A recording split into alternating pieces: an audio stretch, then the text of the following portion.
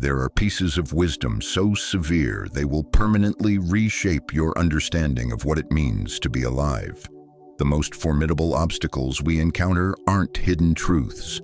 They are the undeniable facts we've trained ourselves to ignore. You will be left behind by time. Your name will vanish from memory. You will face anguish beyond what you believe is survivable. And yet, in the heart of that storm, you can remain undiminished. The Stoics never offered a guarantee of endless joy. They offered a resilience tempered in the furnace of raw honesty. This isn't about feeling pleasant. It's about becoming substantial, because existence has no interest in your ease, only in your fortitude. The day you truly awaken to the fiction you've been living is the day your authentic life begins. For many, that morning never arrives. We float through our days convinced we are the navigators of our journey, the authors of our fate, the engineers of our legacy. We clutch life's controls with white-knuckled intensity, certain that if we just strive diligently enough, strategize thoroughly enough, agonize sufficiently enough, we can dictate the conclusion. The philosopher Epictetus, who understood powerlessness firsthand as a former slave, saw this fundamental mirage with stark clarity. Some things are within our power, he taught, others are not. 4 simple words that become utterly shattering when you truly absorb their meaning. Because if you're brutally honest about what belongs in each category, you'll realize nearly every source of your daily anxiety lives squarely in the second camp. You cannot command whether you receive the position. You can command your readiness, your diligence, your demeanor, but the final choice rests in hands, not your own, swayed by unseen factors, molded by unpredictable events. You cannot command whether your family cherishes you. You can command how you show up for them, your attentiveness, your reliability. But their affections, their decisions, their regard for you remain forever outside your dominion. You cannot command whether your venture thrives. Market tides, economic storms, rival advancements, shifting tastes, new regulations, 1,000 elements swirl in patterns too intricate for any mind to fully map. You cannot command the fidelity of your partner. Trust is not command. Love is not possession. Commitment is a daily choice made by another sovereign consciousness who will always remain partly unknowable. You cannot command your body's health. Genetics, environment, random mutations, pathogen exposure. Your physical form operates under laws written before your birth and enduring after your death. You cannot command your parents' approval of your path. Their worldview, forged by their own scars and dreams, creates a lens through which they view you, a lens you did not grind and cannot adjust. The catalog is endless, and the more honest you grow, the more terrifying the landscape becomes.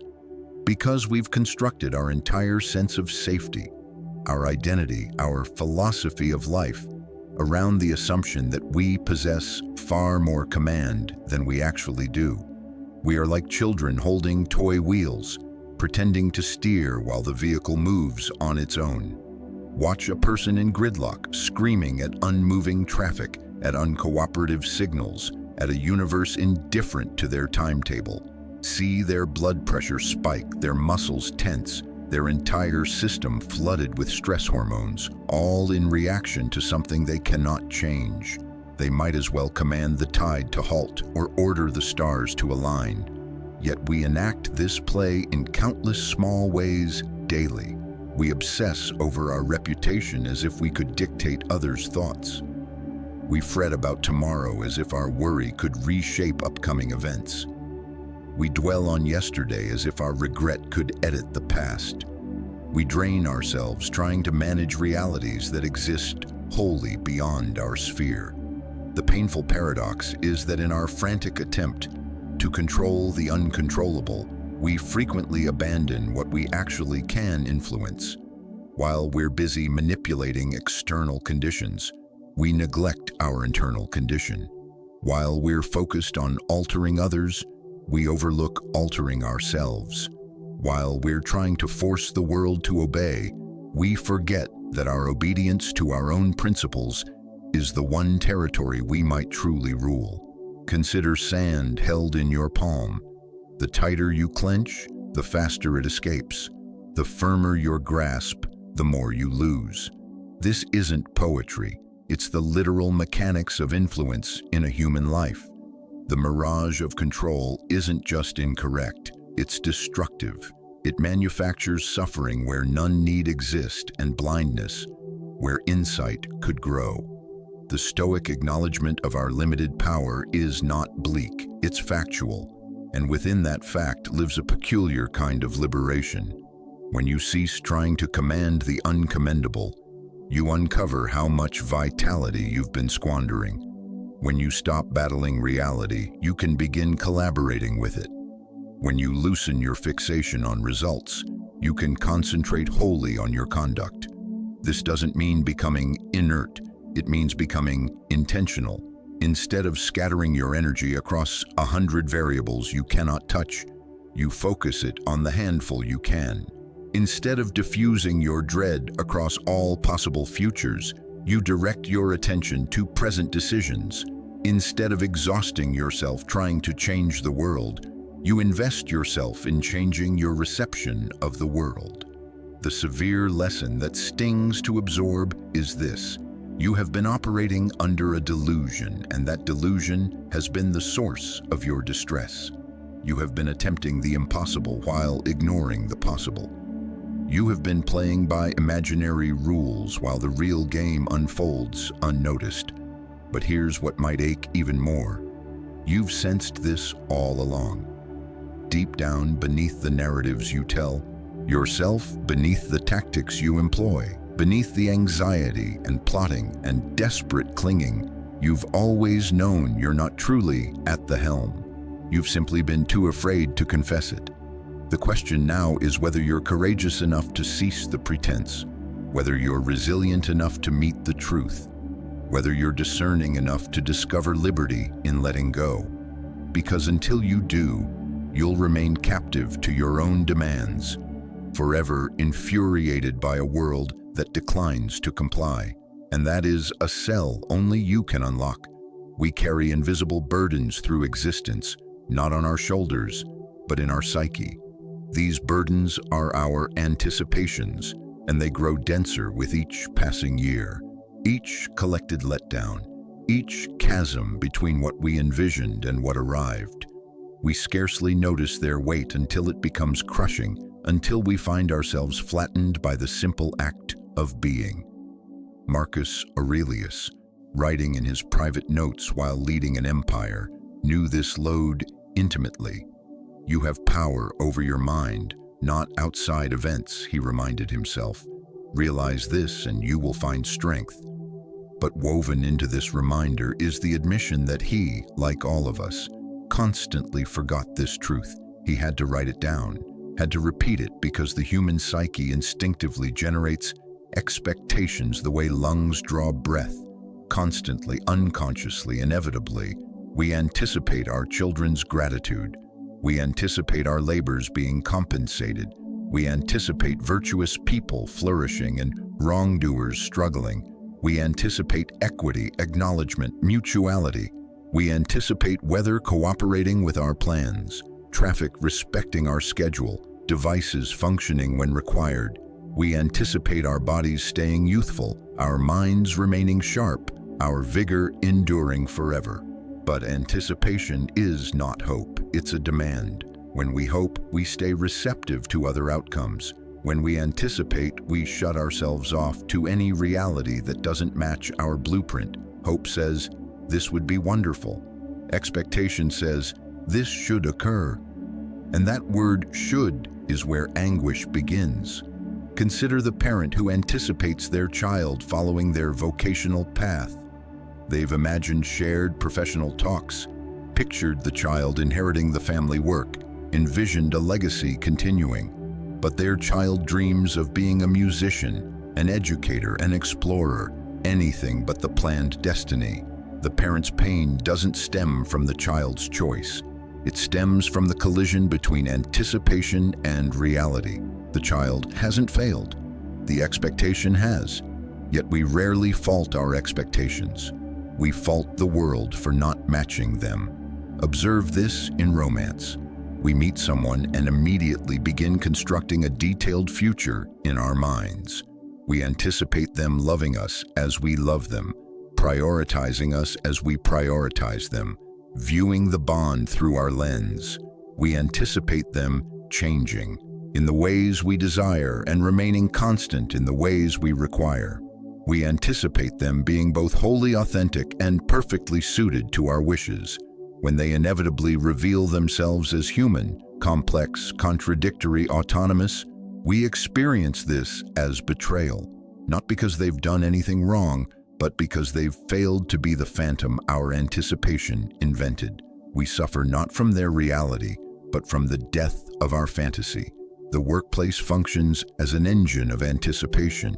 We anticipate hard work being rewarded, talent being seen, dedication being valued. We anticipate fair treatment, clear communication, rational decisions. We anticipate colleagues being competent, leaders being wise, organizations being efficient. When these anticipations inevitably crash against the messy truth of human institutions, we label it injustice.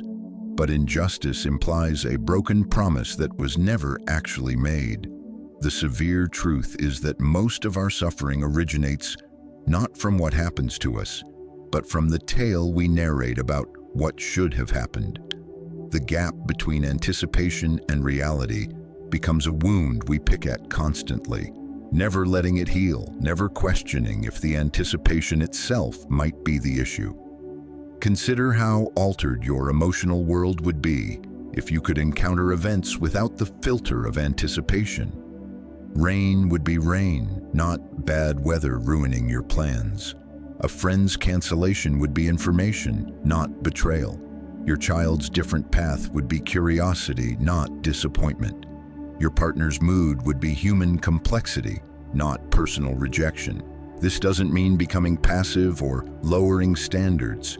It means recognizing that your emotional well-being hinges not on the world fulfilling your anticipations, but on your ability to engage with reality as it is, not as you think it should be. It means understanding that anticipation is a form of resistance to what's actually occurring, and resistance creates suffering. The Stoics practiced this through the mental drill of premeditation malorum, visualizing loss, visualizing failure, visualizing disappointment before it arrives, not to become grim, but to become prepared. When you've already accepted things might not go as planned, you cannot be shattered when they don't. When you've already made peace with imperfection, you cannot be demolished by it. But this practice uncovers something even more unsettling: how much of our identity is constructed on our anticipations being met. We don't just anticipate good outcomes.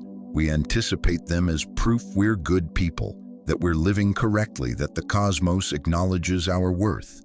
When anticipations aren't met, we don't just experience disappointment. We experience a crisis of meaning. The professional who anticipates a promotion and doesn't get it questions not just their career tactic, but their entire self-value. The parent whose child struggles questions not just their parenting, but their fundamental adequacy. The partner whose relationship ends questions not just their relational skills, but their capacity to be cherished. This is why unmet anticipations wound so deeply. They don't just disappoint us, they seem to invalidate us. But this equation, where external results dictate internal worth, is precisely what creates the unbearable mass of anticipation. When you need the world to cooperate for you to feel okay about yourself, you've made your peace of mind a hostage to forces beyond your command. The mass of anticipation grows heavier, not just because we collect more disappointments, but because we collect more evidence that we're not in command of outcomes.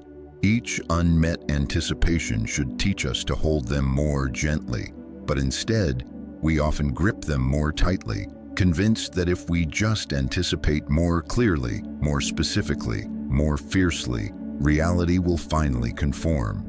The emancipation comes not from having your anticipations met, but from releasing the requirement that they must be met for you to be whole.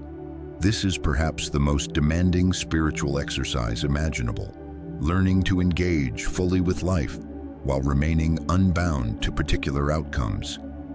It requires a fundamental shift from "this should happen" to "let's witness what happens." And when you make this shift, life becomes workable again. Not easier, not safer, not more predictable, but workable. Because you're no longer fighting reality, you're moving with it. There's a moment in every human life when the mythology of fairness finally collapses. For some, it happens young, the child who loses a parent, the adolescent facing prejudice, the young adult whose efforts go unnoticed while others advance through chance or an advantage. For others, it takes decades of accumulated evidence before the truth becomes undeniable. The world is not fair, has never been fair, and was never designed to be fair. This realization is devastating because fairness is perhaps our most basic anticipation. It's woven into our earliest moral teaching, reinforced by stories and laws and social agreements. We teach children to share, to take turns, to treat others well, all based on the implicit pledge that fairness is both possible and expected. But somewhere between the playground and the grave, this pledge reveals itself as perhaps the kindest lie we tell ourselves. Watch how adults react when life treats them unfairly. The shock in their voice saying, "This isn't right." The outrage declaring, "This shouldn't be happening." The sense of treachery upon realizing that following the rules doesn't guarantee favorable results. They speak as if fairness were a law of nature being broken, rather than a human ideal being tested against an indifferent cosmos. The diligent employee gets laid off while the indifferent one gets advanced. The loyal partner gets betrayed while the disloyal one finds lasting love. The cautious driver gets hit by the reckless one who walks away unharmed. The person who trains daily and eats well gets ill, while the person who abuses their body lives a century. The generous soul dies impoverished, while the selfish miser dies wealthy. These aren't exceptions. They are the standard. Fairness is the anomaly, a brief, accidental alignment of result with merit that we mistake for the natural order. We notice its absence because we anticipate its presence. But this anticipation has no foundation in reality. It's a hope dressed as an entitlement. The universe operates according to laws: gravity, thermodynamics, evolution. But fairness isn't among them. Fairness is a human invention, a social tool, a construct we've made to organize society. And like all tools, it works sometimes and fails sometimes, depending on its application and whether conditions support it. Consider natural disasters. Earthquakes don't target the wicked and spare the good. Storms don't check your moral record before deciding to destroy your home. Viruses don't consult your contributions before choosing to infect you. Disease doesn't review your kindness score before selecting its host. These forces operate by their own logic, indifferent to human concepts of justice. But we don't just anticipate fairness from nature. We anticipate it from other humans. And this anticipation creates perhaps even greater suffering. We anticipate people treating us as we treat them. We anticipate reciprocity, gratitude, recognition. We anticipate good conduct being rewarded and bad conduct punished. We anticipate consistent application of rules and equal treatment under them. These anticipations set us up for perpetual disappointment because humans are not fairness-dispensing machines. They are complex beings driven by self-interest, emotions, unconscious biases, and limited perspective.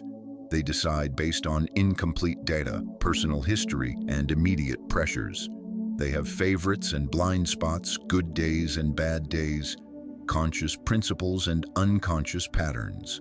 The manager who promotes based on personal liking rather than merit isn't necessarily corrupt.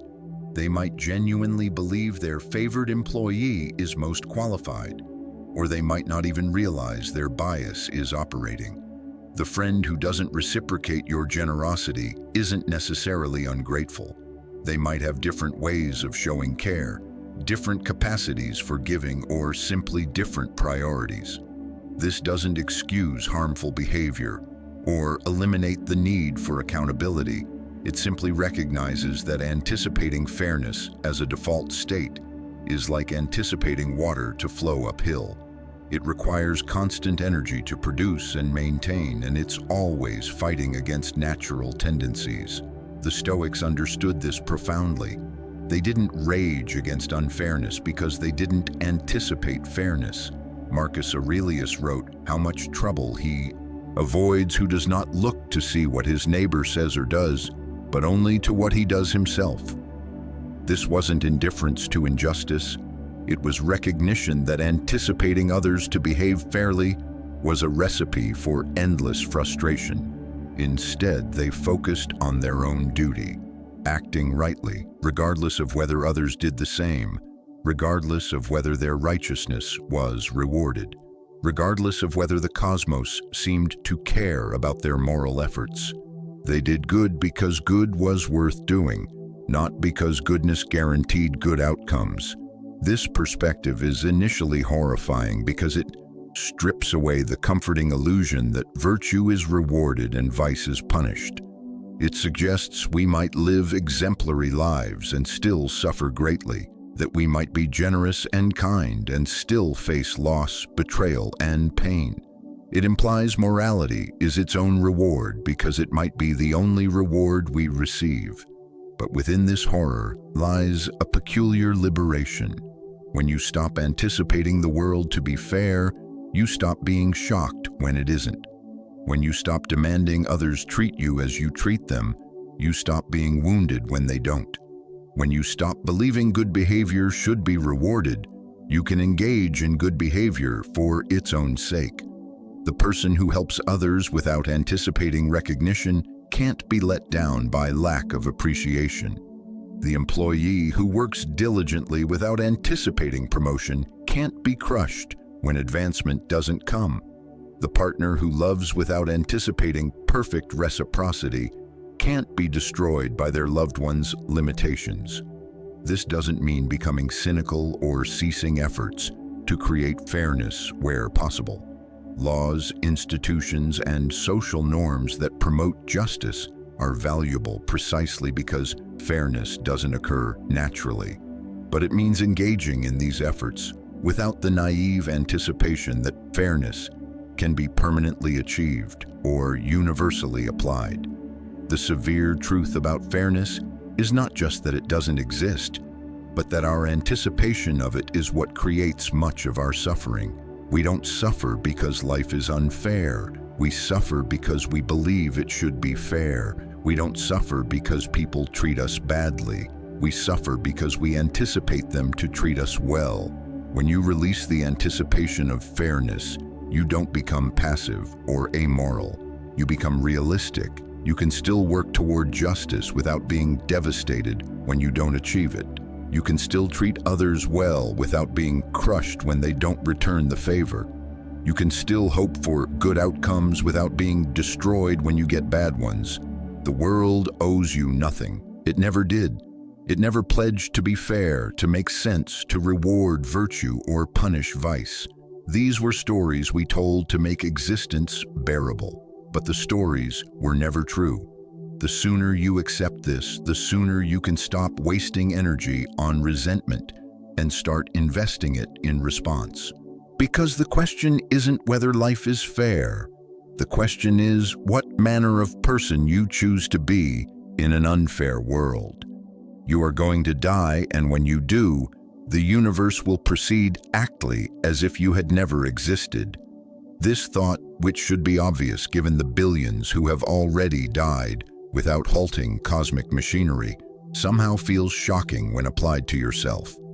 Your ego, that intricate construction of identity, importance, and permanence, cannot truly accept its own temporary nature. The ego is perhaps humanity's most sophisticated defense mechanism, a psychological fortress built to shield us from the terrifying truth of our insignificance. It whispers constant reassurances. You matter. You're special. You're different. You're permanent. It crafts elaborate tales about your importance, your uniqueness, your lasting impact. It builds monuments to itself in achievements, relationships, possessions, anything that seems to prove your existence matters in some ultimate sense. But the Stoics understood what modern psychology is only beginning to rediscover. The ego is not your ally. It's a prison disguised as a palace, a burden masquerading as a treasure. Every moment you spend protecting it, feeding it, defending it, is a moment stolen from the actual experience of being alive. Marcus Aurelius, the most powerful man in the world during his lifetime, spent his private moments reminding himself of his cosmic smallness. "Remember how brief life is," he wrote, "how vast the universe. Remember, tomorrow is uncertain, and even if it comes, it brings no guarantee it will resemble today." This wasn't depression, it was lucidity. This wasn't self-hatred, it was self-honesty. Consider what happens when your ego is threatened. Someone critiques your work, and instead of hearing feedback, you hear attack. Someone succeeds where you failed, and instead of feeling inspiration, you feel diminishment. Someone ignores your opinion, and instead of accepting their autonomy, you feel insulted. Someone attains recognition you wanted, and instead of celebrating their success, you feel cheated. These reactions reveal the ego's fundamental delusion that there's a finite amount of worth in existence, and others having more means you having less. The ego experiences others' success as your failure, their happiness as your loss, their recognition as your invisibility. It turns life into a zero-sum contest where everyone else's gain threatens your value. But what is this you that feels so threatened? When you examine it closely, the ego reveals itself to be nothing but a collection of stories, memories, preferences, and identifications. You think you are your job, your relationships, your achievements, your possessions, your opinions, your history. But strip away these external attachments, and what remains? The exercise is terrifying because what remains seems to be nothing, or at least nothing the ego can recognize as substantial. You are not your career because that can change or end. You are not your relationships because those people are autonomous beings who might leave or die. You are not your achievements because those exist in the past and can be surpassed or forgotten. You are not your possessions because those are temporary accumulations that will outlast you or be destroyed. You are not even your body, which is constantly changing, aging, moving toward its own dissolution. You are not your thoughts, which arise and pass without your command. You are not your emotions, which shift like weather systems across the landscape of consciousness. Everything the ego claims as self is either external, temporary, or beyond your ultimate control. This recognition that the ego is essentially empty is what some traditions call no self, and what Stoics approached through exercises in cosmic perspective. Both understand that the ego's death is not something that happens when your body dies. It's something that can happen while you're fully alive, and when it does, it's liberating rather than devastating. When the ego dies, what dies with it? The constant need for validation, the exhausting work of maintaining an image, the painful comparison with others, the fear of criticism, the hunger for recognition, the anxiety about legacy, the endless internal commentary that narrates your specialness and justifies your importance finally goes silent. What remains is not nothing, it's everything. Without the ego's narrow focus on protecting and promoting itself, you can actually experience life directly. You can appreciate beauty without needing to own it, witness others' success without feeling diminished by it, receive critique without feeling attacked, face failure without feeling destroyed. The death of ego doesn't make you passive or careless. It makes you effective. When you're not spending energy on self-protection, you can invest it in actual engagement. When you're not worried about appearing good, you can focus on doing good. When you're not concerned with getting credit, you can concentrate on getting results. Consider how different your work would be if you didn't need recognition for it. How much more creative would you be if you weren't worried about judgment? How much more present would you be in relationships if you weren't constantly monitoring how you were being perceived? How much more alive would you feel if you weren't always trying to prove your aliveness? The ego promises security but delivers anxiety. It promises importance but delivers isolation. It promises permanence but reminds you constantly of your mortality. Every strategy it employs to protect you ends up imprisoning you, but the ego doesn't die easily. It will fight to survive, creating elaborate justifications for its necessity. It will convince you that without it, you'll become a doormat, that you need it to succeed, that losing it means losing everything valuable about yourself. It will make ego death seem like actual death because from its perspective, it is. The Stoic practice of memento mori, remember you will die, isn't morbid fascination with mortality. It's a daily reminder that the ego's desperate scrambling for permanence is futile. You will die. Your achievements will be forgotten. Your name will fade. Your impact will be absorbed into the vast flow of history. This is not tragic, it's simply true. And within this truth lies tremendous freedom. If you're going to die anyway, if your importance is temporary anyway, if your ego will dissolve anyway, why not let it go now? Why not experience what lies beyond it while you still have the chance? What lies beyond ego is not the absence of self, but the presence of being, not the negation of identity, but the discovery of what identity really is when it's not built on the shifting sands of external validation. Not the end of caring, but the beginning of caring about what actually matters. The death of ego is not something that happens to you, it's something you allow. And allowing it might be the most courageous thing you ever do because it means facing the truth. Your ego has spent your entire life helping you avoid. You are both completely insignificant in the cosmic sense and absolutely essential in the immediate sense. You don't matter to the universe, but you matter completely to this moment. And this moment is all you've ever actually had. Pain is the most honest instructor you will ever meet. It cannot be bribed, negotiated, or fooled. It arrives uninvited, stays as long as necessary, and leaves only when its lesson has been absorbed or when you have learned to stop fighting it. Every human will receive this education, willing or not, because pain is not a malfunction of life. It is a feature of it. We live in a culture that treats pain as the enemy, something to be avoided, numbed, or eliminated quickly. We reach for pills, distractions, substances, anything that might dull the sharp edges of discomfort. We speak of pain as a problem to be solved rather than a message to be received. But this approach is like silencing the messenger who brings urgent news. You quiet the warning, but you don't address the crisis it announces.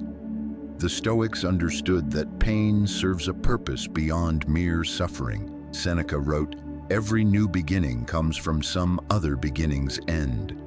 But he might have added that every end comes through the fire of pain, and every beginning requires walking through that fire rather than around it. Pain is the crucible where character is forged, the pressure where diamonds form, the resistance that builds strength. Consider the different types of pain life inevitably delivers. There's the sharp, sudden pain of loss, the death of someone you love, the end of a bond, the collapse of a long-nurtured dream. This pain feels like tearing, like something essential being ripped away, leaving you wondering how you can possibly continue with such a fundamental part missing. Then there's the slow, grinding pain of disappointment. Years of effort leading nowhere. The gradual recognition you're not as talented as you believed. The creeping awareness your life is smaller and more ordinary than you imagined. This pain feels like erosion, like being worn down grain by grain until you barely recognize what remains. There's the burning pain of humiliation, being exposed as inadequate, failing publicly, discovering others see you differently than you see yourself.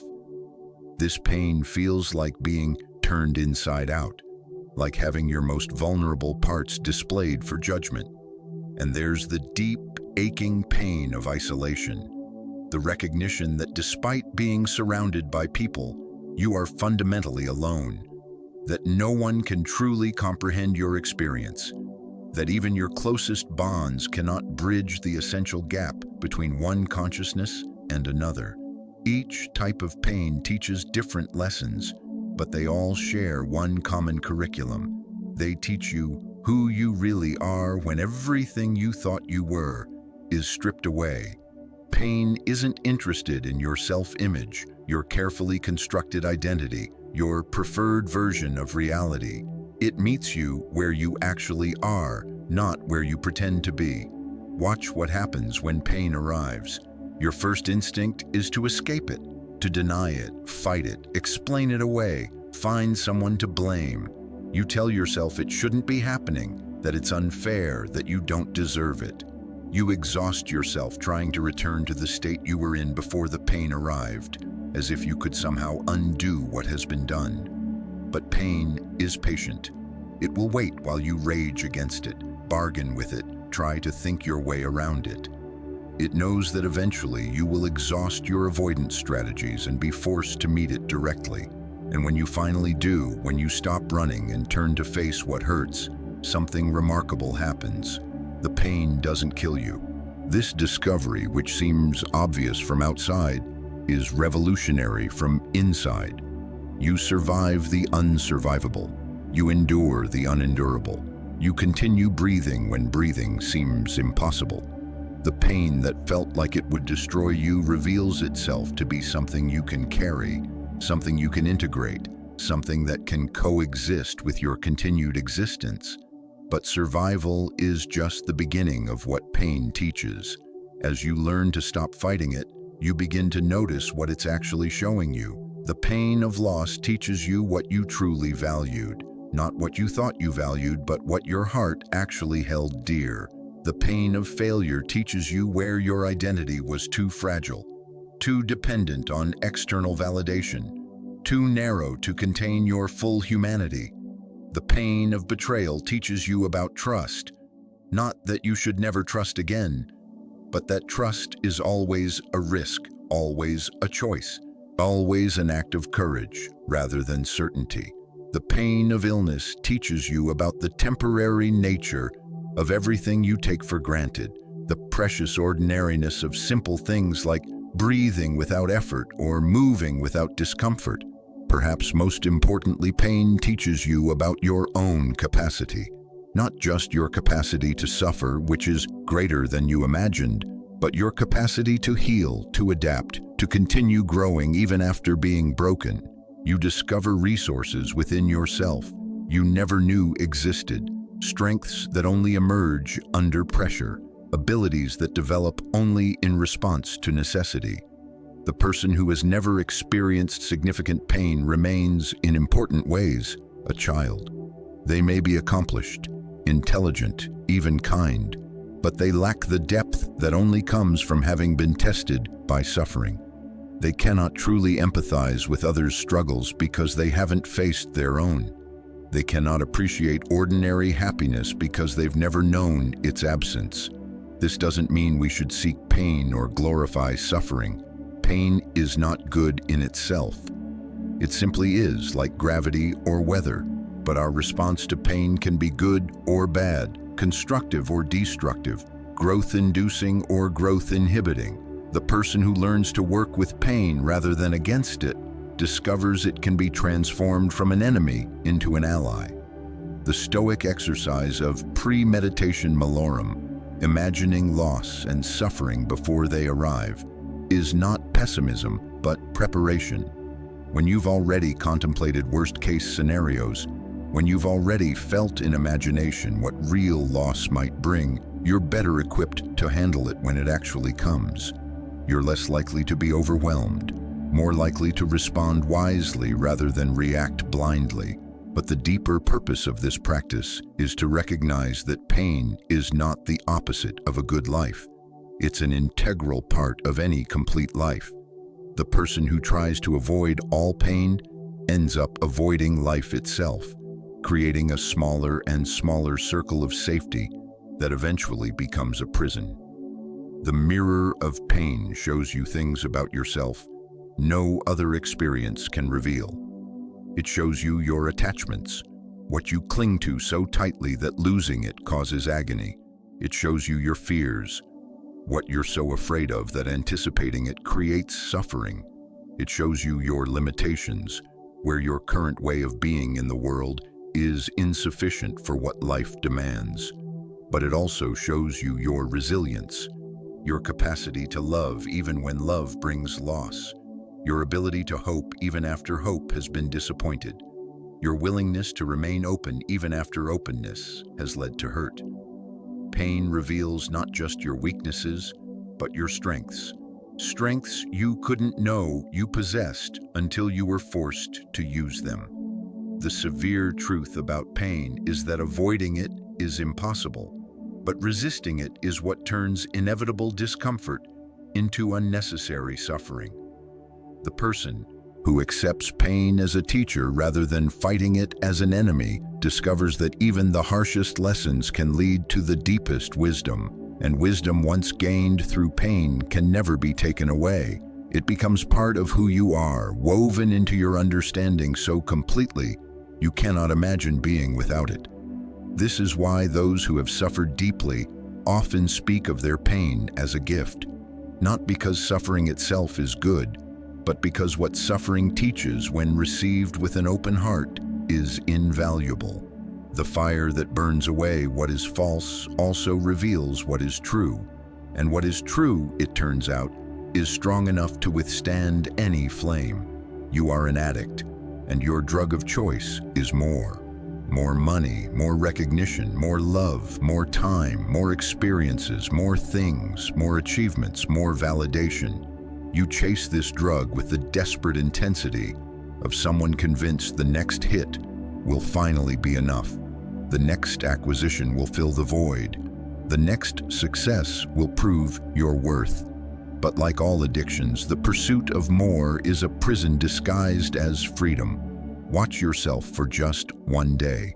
Notice how many times you think, if I just had, or once I get, or when I finally achieve.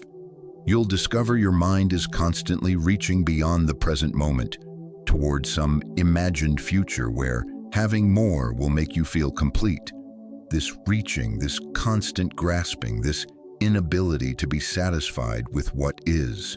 This is the prison of desire, and most people spend their entire lives locked inside without ever realizing the key is in their own hand.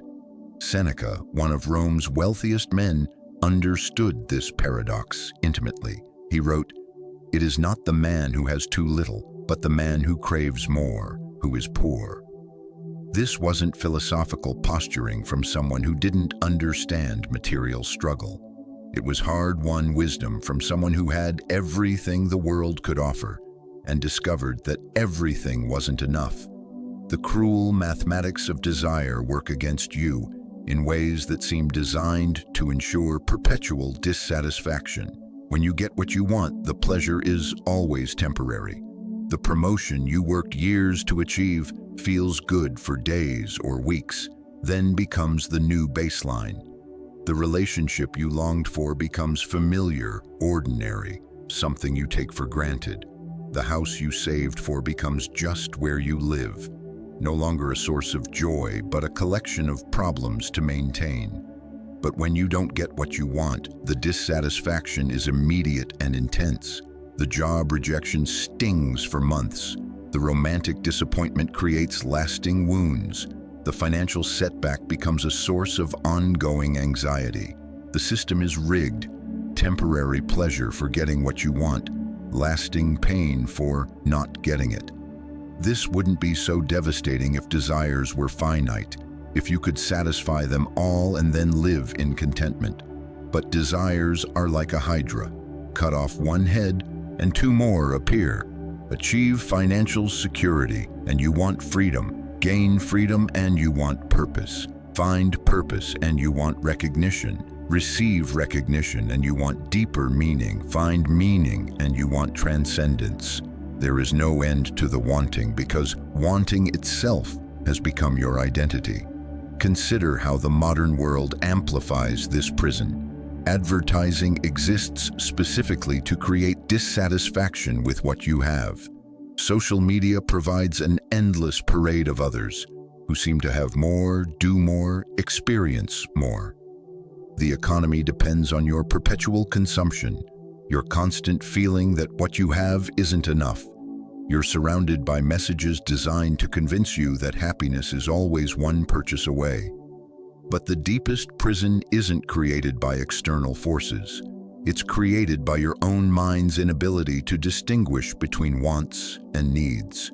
You confuse temporary preferences with essential requirements. You treat desires as emergencies. You experience the gap between what you have and what you want as a crisis requiring immediate resolution. The person who must have the perfect job can't appreciate the adequate job they have. The person who demands the ideal relationship can't enjoy the imperfect but genuine connection available to them. The person who needs more money can't feel grateful for the security they possess. Desire doesn't just prevent satisfaction, it actively destroys the capacity for satisfaction. This is why winning the lottery rarely creates lasting happiness. The windfall temporarily satisfies financial desires, but it doesn't address the underlying mechanism that creates desire. Soon enough, new wants emerge to fill the space left by the old ones. The problem isn't insufficient resources, it's insatiable appetite. The Stoics discovered the only way to escape the prison of desire is to stop feeding it. This doesn't mean becoming passive or ceasing to work toward goals. It means learning to engage with life from a place of sufficiency rather than deficiency, from gratitude rather than grasping, from choice rather than compulsion. When you truly internalize that you already have enough, not everything you want, but enough to live well, something fundamental shifts. You can pursue goals without being driven by them. You can appreciate improvements without being dependent on them. You can engage with opportunities without being enslaved by outcomes. This shift requires recognizing that most of what you think you need is actually what you've been conditioned to want. The designer clothes, the luxury car, the impressive title, the perfect body, the exotic vacation. Strip away the cultural programming and ask yourself, do these things actually improve your capacity to think clearly, love deeply, create meaningfully, or live courageously? Or are they just expensive distractions from the real work of being human? The practice of voluntary discomfort, what the Stoics called living below your means, reveals how little you actually need to be content. Sleep on the floor occasionally, eat simple food, wear ordinary clothes, walk instead of driving, spend time alone without entertainment. These experiences aren't about deprivation. They're about discovering that most of your supposed needs are manufactured dependencies. When you realize you can be happy with less, you discover that you have more than enough. When you stop needing things to be different, you can appreciate them as they are. When you release the compulsion to acquire, you can enjoy what you possess. When you escape the prison of desire, you find yourself in the palace of presence. But this prison has guards. Fear of missing out, social pressure, unconscious programming, the ego's need to prove itself through accumulation. These guards will tell you that wanting less means being less, that contentment equals complacency, that accepting what you have means giving up on growth. These are lies designed to keep you imprisoned. The person who has escaped desire doesn't stop growing. They grow more effectively because they're not scattered across 1,000 wants. They don't stop achieving. They achieve more meaningful things because they're not chasing every shiny object. They don't become passive. They become purposeful, directing their energy toward what actually matters rather than what merely glitters. The severe truth about desire is that satisfying it is impossible because it's not actually about getting things. It's about the getting itself. You're addicted to the chase, not the capture. You're hooked on the hoping, not the having. You've confused the temporary biochemical rush of anticipation with genuine fulfillment. Breaking this addiction requires withdrawal, and withdrawal is uncomfortable. You'll feel restless, anxious, empty when you stop constantly reaching for more. This discomfort is not a sign that something is wrong. It's a sign that something is finally being healed. The emptiness you feel when you stop filling it with desires is not a void to be feared, but a space to be inhabited. In that space, you'll discover what you actually are when you're not constantly trying to become something else. You'll find peace when you stop seeking it elsewhere. You'll experience abundance when you stop measuring it by external standards. The prison of desire has no locks, no walls, no guards, except the ones you maintain through your own thinking. The moment you stop believing that happiness exists somewhere else, in something else, through someone else, that moment you discover it was available all along, right here, right now, in this ordinary, imperfect, sufficient life you're already living. But you have to stop running toward the horizon to see the ground beneath your feet. You will die.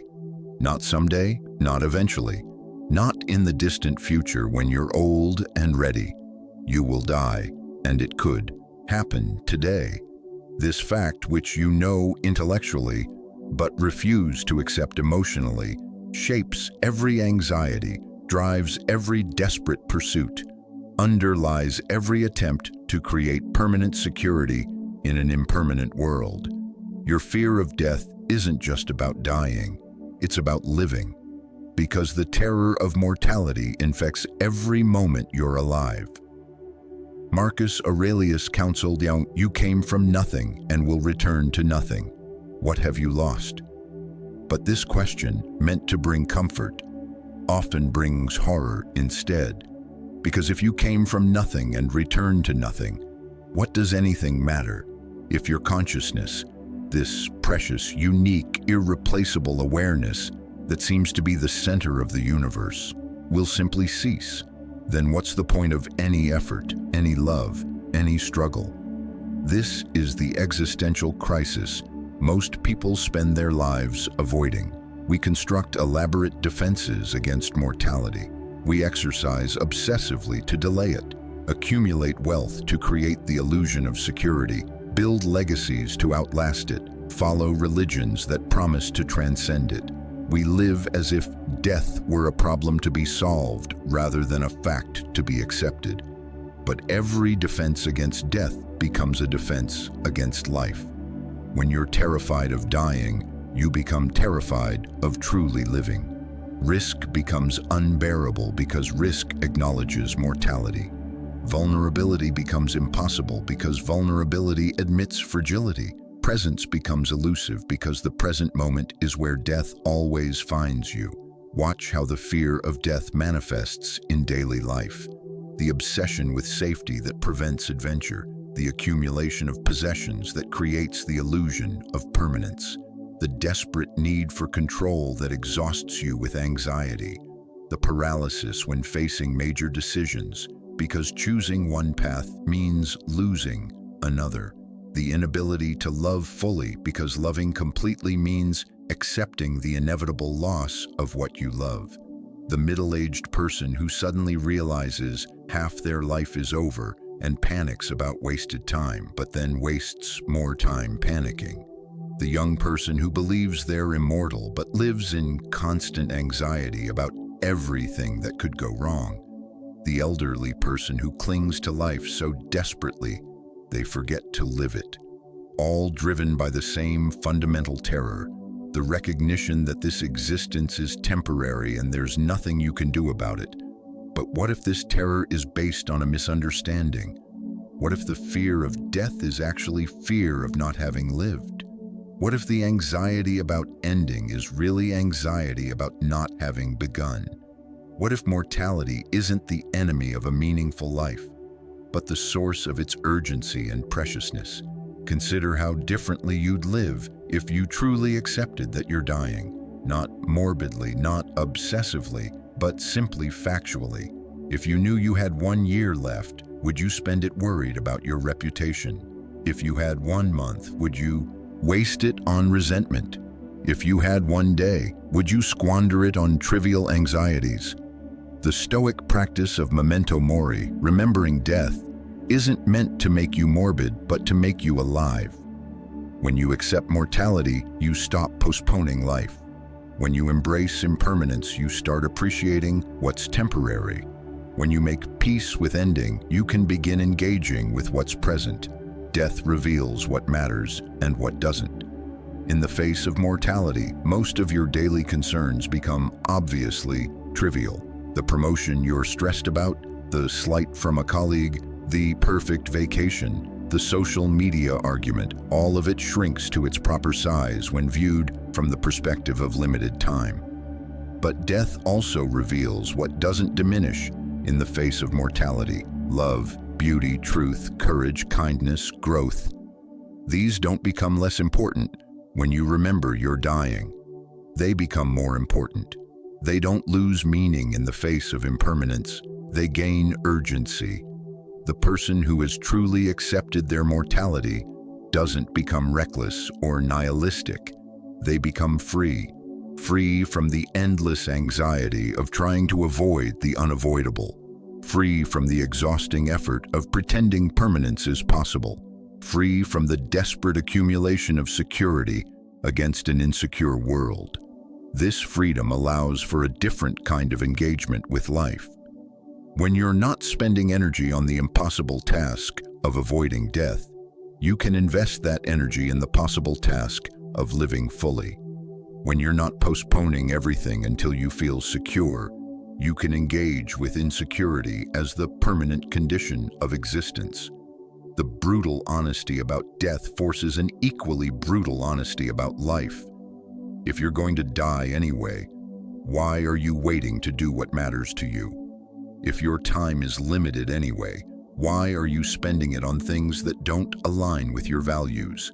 If security is impossible anyway, why are you sacrificing adventure for safety? But accepting mortality isn't just about changing how you live. It's about changing how you see. When you truly internalize your temporary nature, you begin to see the temporary nature of everything else. Your problems, your circumstances, your feelings, your relationships.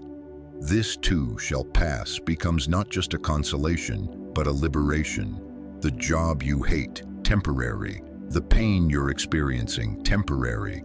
The conflict in your relationship, temporary. The financial stress, temporary. The political crisis, temporary. This doesn't minimize these challenges, but it puts them in perspective. They're chapters in your story, not the entire book. And the book itself has a limited number of pages. This perspective brings both humility and courage. Humility because you realize how small your part is in the vast drama of existence.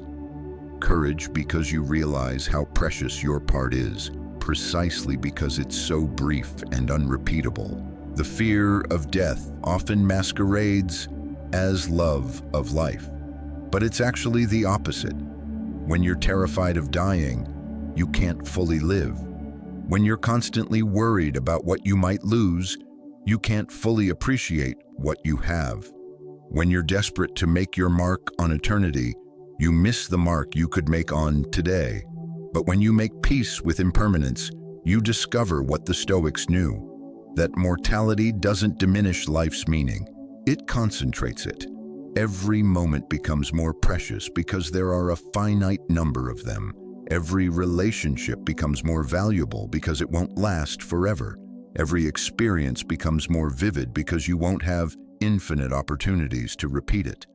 The meditation on death isn't preparation for dying, it's preparation for living. Because until you accept that your time is limited, you'll keep acting as if you have forever. Until you embrace your mortality, you'll keep postponing your vitality. Until you stop fearing the end, you can't fully embrace the middle. Death is not the opposite of life. It's the deadline that gives life its structure, its urgency, its meaning. It's the frame that makes the picture possible, the silence that makes the music audible, the space that makes the dance visible. You are dying, and this is the most important fact about your existence. Not because it makes life meaningless, but because it makes life mean everything. Not because it should terrify you, but because it should liberate you. The question isn't whether you'll die. You will. The question is whether you'll live before you do. Liberty isn't free, and the price is higher than most are prepared to pay. It costs your illusions, your excuses, your blame, your victim narratives, your need for approval, your comfort zones, your unconscious patterns, your ego's demands, and your desperate clinging to security. Most people, when they see the actual price tag, decide freedom is too expensive and settle for the familiar cage of their own limitations. But here's what they don't understand. You're already paying a price. The price of unfreedom is your vitality, your authenticity, your peace of mind, your capacity for joy, your ability to love fully, and your potential for growth. You're trading your sovereignty for security, your truth for acceptance, your power for comfort.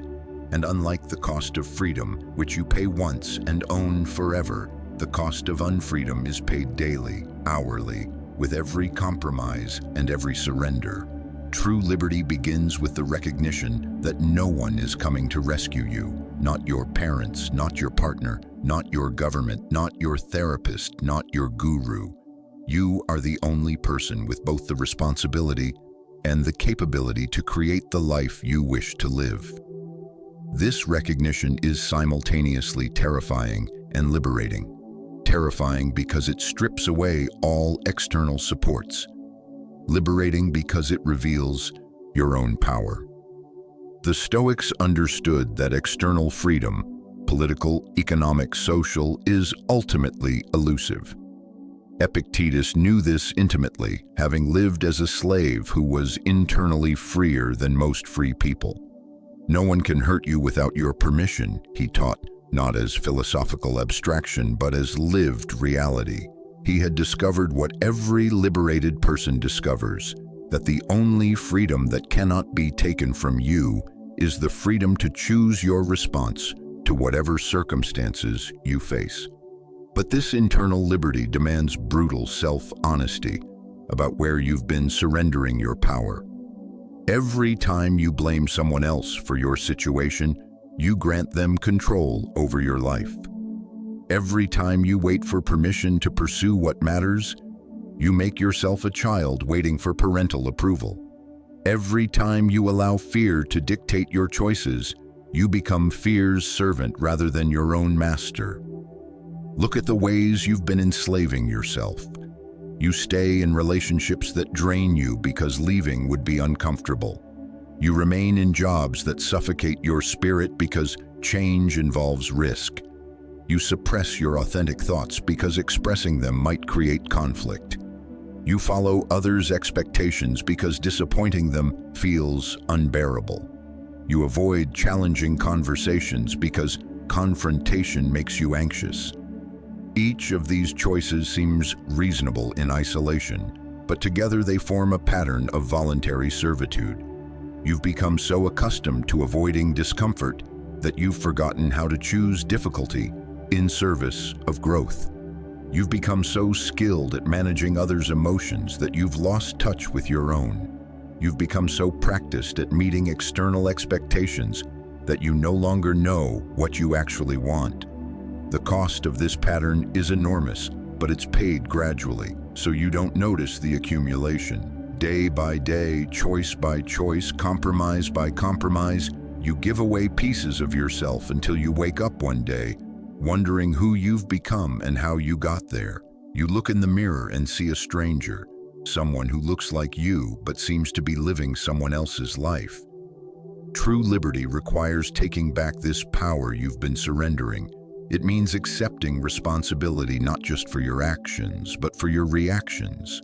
Not just for your choices, but for your emotional responses to your circumstances. It means recognizing that while you cannot control what happens to you, you can always control what happens within you. But this level of responsibility is overwhelming for most. It's easier to believe your unhappiness is caused by your difficult boss, your demanding family, your challenging situation, your past trauma, your current limitations. It's simpler to focus on changing others rather than changing yourself, to demand the world accommodate you rather than learning to navigate the world as it is. The path to liberty requires abandoning these comfortable delusions. It means accepting that your emotional state is your responsibility, that your life circumstances are largely the result of your choices, that your relationships reflect your patterns, that your external world mirrors your internal world. This acceptance doesn't deny the reality of injustice, trauma, or genuine external obstacles. It simply recognizes that your response to these realities determines their power over you. Liberty also costs your need for approval. As long as you require others' validation to feel okay about yourself, you remain dependent on their opinions, moods, and preferences.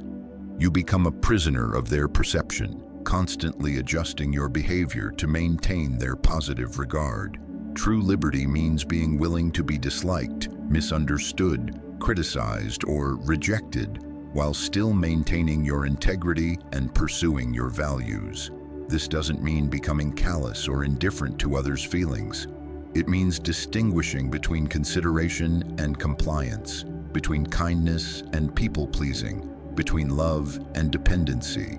It means being able to say no when no is the honest answer, to speak truth when truth is needed, to set boundaries when boundaries are necessary, even when these choices make others uncomfortable. The cost of liberty includes your victim stories, the narratives you've constructed about how life has wronged you, how others have failed you, how circumstances have conspired against you. These stories may be factually accurate, but they become chains when you use them to explain your current limitations rather than your past experiences. Liberty requires moving from "this happened to me, therefore I cannot," to "this happened to me, and here's how I choose to respond." Liberty demands emotional regulation, the ability to experience feelings without being controlled by them. This means developing the capacity to feel anger without becoming aggressive, to experience fear without becoming paralyzed, to encounter disappointment without becoming cynical, to face loss without becoming bitter. It means learning to surf emotional waves rather than being tumbled by them. Perhaps most costly of all, liberty requires giving up the comfortable stories about why you cannot change, why your circumstances are fixed, why your personality is immutable, why your past determines your future. These stories feel protective because they excuse you from the difficult work of growth, but they also keep you trapped in patterns that no longer serve you. The person who pays the full price of liberty discovers something remarkable, that the cost was worth it, not because life becomes easier, but because it becomes authentic. Problems don't disappear, but they become your problems to solve, rather than evidence of your victimhood. Challenges don't vanish, but they become opportunities for growth, rather than proof of life's unfairness. Relationships don't become perfect, but they become real rather than performances. Liberty is not the absence of constraints. It's the conscious choice of which constraints to accept. The free person chooses their struggles rather than having struggles imposed upon them. They choose their responsibilities rather than avoiding all responsibility. They choose their values rather than inheriting others' expectations. But this choice must be made daily, hourly, moment by moment. Liberty is not a destination you reach, but a practice you maintain. It requires constant vigilance against the tendency to slip back into blame, excuse, people-pleasing, and victimhood. It demands ongoing courage to face discomfort rather than avoiding it, to speak truth rather than telling people what they want to hear, to take responsibility rather than finding someone else to blame. The severe truth about liberty is that most people don't want it badly enough to pay its price. They want the benefits of freedom, authenticity, peace, power, joy, without the costs. They want to be free while still maintaining their excuses, keeping their victim stories, avoiding difficult conversations, and staying in their comfort zones. But liberty doesn't work that way. You cannot be partially free any more than you can be partially honest. Liberty is a binary choice that must be made completely or not at all. The question is not whether you deserve liberty. You do. The question is whether you want it more than you want the familiar cage of your limitations, whether you're willing to trade security for sovereignty, comfort for authenticity, approval for integrity. The door to your cell has always been unlocked. The question is whether you're brave enough to open it. The moment you realize no one is coming to save you is the moment you can begin saving yourself. This realization is simultaneously devastating and liberating. Devastating because it destroys the comforting illusion that someone else is responsible for your life.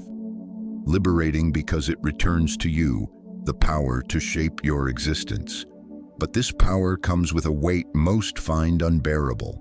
The full burden of responsibility for your choices, your responses, your circumstances, and your character. As the philosopher Sartre wrote, we are condemned to be free, meaning that even refusing to choose is itself a choice.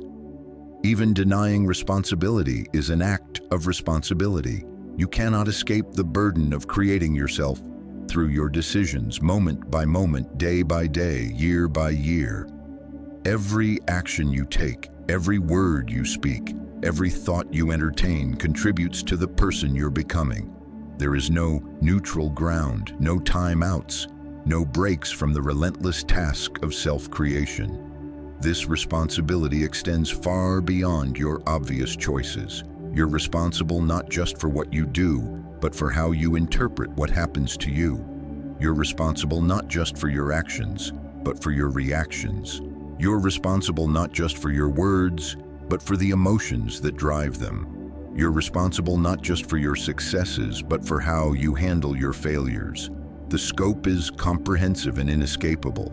Most people spend enormous energy trying to escape this burden. They blame their parents for their personality, their circumstances for their choices, their past for their present, their genetics for their behavior, their culture for their values, their upbringing for their limitations. They construct elaborate explanations for why they are the way they are, as if understanding the causes somehow eliminates the responsibility for change. But explanation is not excuse. Understanding why you developed certain patterns doesn't absolve you of the responsibility to change them. Recognizing how your past shaped you doesn't mean your past determines you. Acknowledging external influences doesn't transfer responsibility for your life to those influences. You remain the author of your story, even if you didn't choose all the circumstances in which the story unfolds. Watch how differently people respond to identical situations. Two people face job loss. One sees opportunity for growth and reinvention. The other sees confirmation of their inadequacy and the world's unfairness. Two people experience relationship breakups. One uses it as motivation for self-reflection and improvement. The other uses it as evidence that love is impossible and trust is foolish. Two people encounter serious illness. One finds deeper appreciation for life and relationships. The other becomes bitter about the randomness and cruelty of existence. The external circumstances are the same. The responses are completely different. This difference doesn't come from personality, luck, or circumstances. It comes from the degree to which each person accepts responsibility for their internal experience. The person who takes full responsibility for their response has options. The person who attributes their response to external forces has only one option: waiting for external forces to change. Taking full responsibility doesn't mean blaming yourself for everything that happens. It means acknowledging that while you cannot control all the events in your life, you can always control your response to those events. It means recognizing that your emotional state, your perspective, your choices, and your character development are your responsibility, regardless of what external factors influence their formation. This distinction is crucial because without it, responsibility becomes self-torture rather than self-empowerment. You are not responsible for being born into dysfunction, but you are responsible for healing from it. You are not responsible for being traumatized, but you are responsible for your recovery. You are not responsible for others' actions toward you, but you are responsible for your reactions to their actions. The burden of responsibility includes accepting that your problems are yours to solve, even if you didn't create them. Your difficult childhood is your healing work to do. Your financial struggles are your solutions to find. Your relationship conflicts are your patterns to address. Your career dissatisfaction is your choices to make. Your emotional turbulence is your regulation to develop. This doesn't mean you must solve everything alone. Seeking help, advice, therapy, mentorship, or support is often a responsible choice. But it means recognizing that even when others help you, you remain responsible for seeking that help, implementing the advice, doing the work, and maintaining the progress. No one else can do your healing, growth, or development for you. The weight of this responsibility can feel overwhelming, especially when you first fully grasp its scope. You might feel crushed by the recognition that every aspect of your life, your happiness, your relationships, your success, your peace of mind, your character, ultimately depends on choices you make. The temptation to retreat into blame, excuse, and victimhood can be intense. But this overwhelm comes from trying to take responsibility for everything at once, rather than recognizing that responsibility is exercised one choice at a time, one moment at a time, one day at a time. You don't have to fix your entire life today. You only have to make one responsible choice right now, and then another, and then another. The person who embraces full responsibility discovers something remarkable: that taking responsibility for problems gives you power to solve them, while avoiding responsibility for problems leaves you powerless to change them. When you blame external circumstances for your unhappiness, you have to wait for external circumstances to change before you can be happy. When you accept responsibility for your unhappiness, you can begin working on happiness immediately. This shift from external locus of control to internal locus of control transforms everything.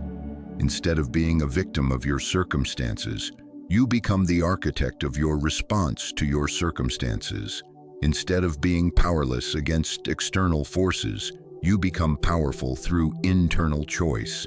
Instead of waiting for the world to change, you start changing yourself. But responsibility also requires acknowledging the full scope of your influence. You're responsible not just for your obvious choices, but for your unconscious patterns. Not just for your intentional actions, but for your habitual reactions. Not just for your direct words, but for the energy and emotion behind them. You're responsible for the ripple effects of your behavior, the impact of your presence, the consequences of your choices on others. This extended responsibility can feel burdensome because it means you cannot simply focus on your own immediate desires and ignore how your choices affect others. You must consider not just what you want, but what serves the larger good. Not just what feels good in the moment, but what creates positive long-term consequences. Not just what benefits you, but what contributes to the well-being of those around you. The Stoics understood that true responsibility includes responsibility to others, to community, to society, to future generations. Marcus Aurelius, despite having absolute power, constantly reminded himself of his duty to serve the common good. This wasn't self-sacrifice, but enlightened self-interest, recognizing that individual well-being is ultimately inseparable from collective well-being. Taking full responsibility also means accepting that you are responsible for becoming the kind of person others can depend on. This includes developing reliability, integrity, emotional stability, and the capacity to keep commitments even when they become inconvenient. It means being someone others can trust, not just in big moments, but in small daily interactions. Perhaps the heaviest aspect of responsibility is accepting that you are responsible for your own character development. No one else can make you honest, kind, courageous, or wise. These qualities must be cultivated through your own choices, practiced through your own actions, strengthened through your own discipline. You cannot inherit character, buy it, or receive it as a gift. You can only earn it through repeated, responsible choices. The severe truth about responsibility is that it never ends and never lessens. As you grow and develop, you become capable of greater responsibility, which means life offers you greater challenges, more complex choices, more significant consequences. The burden doesn't get lighter, you get stronger at carrying it. But this increasing capacity to bear responsibility is what transforms you from a child into an adult, from a victim into a creator, from someone life happens to into someone to whom life happens. The weight of responsibility fully accepted doesn't crush you. It forges you into someone capable of handling whatever life presents. The question is not whether you want this responsibility. You have it whether you want it or not. The question is whether you'll acknowledge it and use it to create the life and the person you want to become, or whether you'll deny it and remain forever at the mercy of forces you refuse to recognize as your own choices. No one is coming to save you. This is the most terrifying and most liberating truth you will ever face. Terrifying because it strips away all illusions of external rescue. Liberating because it reveals that the power to create change has been in your hands all along. There comes a moment in every life when you must choose between resignation and rebellion, between surrendering to circumstances and fighting for something better, between accepting defeat and igniting the fire within that refuses to be extinguished. This moment might come disguised as a crisis, a loss, a failure, or simply the slow recognition that the life you're living is not the life you meant to live. But when it arrives, you will face the most important choice you'll ever make, whether to let life break you or to let it forge you. The fire within is not anger, though anger may kindle it. It's not rage, though rage may fuel it. It's not even passion, though passion may express it. The fire within is something deeper. It's the indestructible core of your being that remains undaunted by any external force. The part of you that can look at overwhelming odds and say, "Even so, I continue." It's what the Stoics called the citadel of the self, the fortress no siege can breach, the light no darkness can extinguish. But this fire doesn't burn by accident. It must be consciously lit, carefully tended, and deliberately protected from forces that would smother it. These forces are everywhere. The voice that tells you to be realistic, the comfort that makes you soft, the fear that makes you small, the criticism that makes you doubt, the failure that makes you quit, the pain that makes you bitter, the injustice that makes you cynical. Epictetus knew this fire intimately. Born into slavery, Physically disabled, stripped of every external freedom, he could have easily let his circumstances extinguish any spark of dignity or hope. Instead, he discovered that the harder life pressed against him, the brighter his inner flame burned. Difficulties show men what they are, he taught. In case of any difficulty, remember that God has pitted you against a rough antagonist, that you may be a victor, and this cannot be without toil. The fire within reveals itself differently in different people. For some, it's quiet determination that persists long after others have given up. For others, it's fierce creativity that refuses to be constrained by conventional limitations. For some, it's relentless optimism that finds possibility in the most hopeless situations. For others, it's stubborn integrity that won't compromise core values regardless of consequences. But in every case, the fire within is characterized by the same essential quality. It cannot be controlled by external circumstances. It burns regardless of whether you're rich or poor, healthy or sick, praised or criticized, successful or failing. It's the part of you that remains you no matter what happens to you. This fire is what allows some people to find meaning in meaningless situations, to create beauty in ugly circumstances, to maintain dignity in degrading conditions, to love in the face of hatred, to hope despite having every reason to despair. It's what enables the prisoner to remain free in spirit, the poor person to be rich in character, the rejected person to maintain self-worth, the defeated person to plan for victory. But the fire within must be distinguished from mere stubbornness or denial. Stubbornness refuses to accept reality. The fire within accepts reality completely and then chooses how to respond to it. Denial ignores circumstances. The fire within faces circumstances directly and finds a way to work with them. Stubbornness is rigid. The fire within is adaptable. Denial is fragile. The fire within is anti-fragile. It grows stronger under pressure. Consider what happens when this fire is absent. Without it, you become reactive rather than responsive, victim rather than victor, passenger rather than pilot. You let circumstances determine your emotional state. Others' opinions determine your self-worth. External events determine your internal experience. You become like a leaf blown by whatever wind happens to be blowing, with no capacity to choose your direction or maintain your course.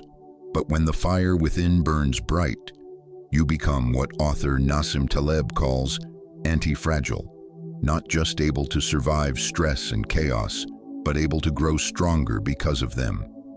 Obstacles become training, setbacks become setups for comebacks, failures become education, criticism becomes information, pain becomes strength, loss becomes wisdom. This transformation doesn't happen automatically. It requires a conscious choice to interpret adversity as opportunity rather than as evidence of victimhood. It requires developing what Viktor Frankl called the last of human freedoms, the ability to choose your attitude in any given set of circumstances. It requires cultivating what the Stoics called the discipline of desire, wanting what happens rather than demanding that what you want happens. The fire within is fed by purpose, not pleasure. It burns brightest when you're working towards something meaningful rather than simply seeking something enjoyable. This is why people often discover their deepest strength during their darkest times. Crisis strips away superficial pleasures and forces you to connect with what truly matters. But purpose alone isn't enough to sustain the fire. It must be combined with what the Stoics called discipline, the consistent choice to act according to your values rather than your impulses, to pursue what's important rather than what's easy, to build character rather than simply accumulate experiences. This discipline manifests in countless small daily choices: getting up when you don't feel like it, doing the work when it's difficult, keeping commitments when they're inconvenient, treating people well when they don't deserve it, pursuing growth when it's uncomfortable, maintaining hope when it seems unreasonable. Each of these choices adds fuel to the fire within. Each compromised choice dampens it. This is why character is built through habit rather than through intention, because the fire within is maintained through consistent action, not occasional inspiration. The person whose fire burns bright becomes a different kind of human being. They develop what the ancient Greeks called ataraxia, unshakable tranquility, that comes not from avoiding disturbance, but from maintaining inner stability, regardless of external turbulence. They possess what the Romans called virtues, strength that expresses itself not through domination of others, but through mastery of self. But perhaps most importantly, they develop the capacity to light this fire in others. The person who has found their own inner flame becomes a beacon for those still searching for theirs. They demonstrate that resilience is possible, that meaning can be found in suffering, that dignity can be maintained in any circumstances, that the human spirit is ultimately unconquerable. This is the final gift of the fire within. It spreads not through preaching or teaching, but through example. When others see someone who refuses to be broken by life's hardships, who maintains integrity despite pressure to compromise, who finds strength in struggle rather than being weakened by it, they begin to believe such strength might be possible for them too. The severe truth about the fire within is that life will test it repeatedly, relentlessly, without mercy. The tests will come in forms you don't expect, at times when you feel least prepared, with intensity that seems designed to overwhelm your capacity to respond. But these tests are not punishments. They are opportunities to discover just how bright your flame can burn. Every time you choose courage over comfort, growth over safety, integrity over expedience, purpose over pleasure, you add fuel to this fire. Every time you refuse to let circumstances determine your character, refuse to let others' behavior determine your behavior, refuse to let external events determine your internal state, the flame burns brighter. The fire within cannot be given to you by others, but it cannot be taken from you by others either. It cannot be purchased, but it cannot be stolen. It cannot be inherited, but it cannot be destroyed. It can only be lit by your own choice and maintained by your own discipline. The question is not whether you have this fire. You do. The question is whether you'll choose to kindle it or let it remain dormant. Whether you'll feed it with purpose and discipline or let it be smothered by comfort and compromise. Whether you'll use it to forge yourself into something stronger or let life's pressures crush you into something smaller. Because in the end, that's what separates those who thrive from those who merely survive. Not their circumstances, but their response to circumstances. Not what happens to them, but what they choose to do with what happens to them. Not the fire life throws at them, but the fire they kindle within themselves. And once that fire is burning bright, nothing, absolutely nothing, can extinguish it except your own choice to let it die. In the eye of every hurricane lies perfect stillness, while winds rage at hundreds of miles per hour, while debris flies and structures collapse, while chaos reigns in every direction, there exists a space of absolute calm. This space is not an absence of the storm. It's surrounded by the storm, defined by the storm, made possible by the storm. And within you, no matter how chaotic your external circumstances become, there exists this same space of unshakable stillness. The world will always be in turmoil. Markets will crash and recover. Relationships will form and dissolve. Health will flourish and fail. Jobs will come and go. People will love you and disappoint you, praise you and criticize you, understand you and misunderstand you. News cycles will deliver an endless stream of crises, conflicts, and catastrophes. Social media will assault you with a constant barrage of opinions, outrage, and anxiety. The external world, by its very nature, is turbulent. But the Stoics discovered something remarkable. This external chaos need not create internal chaos.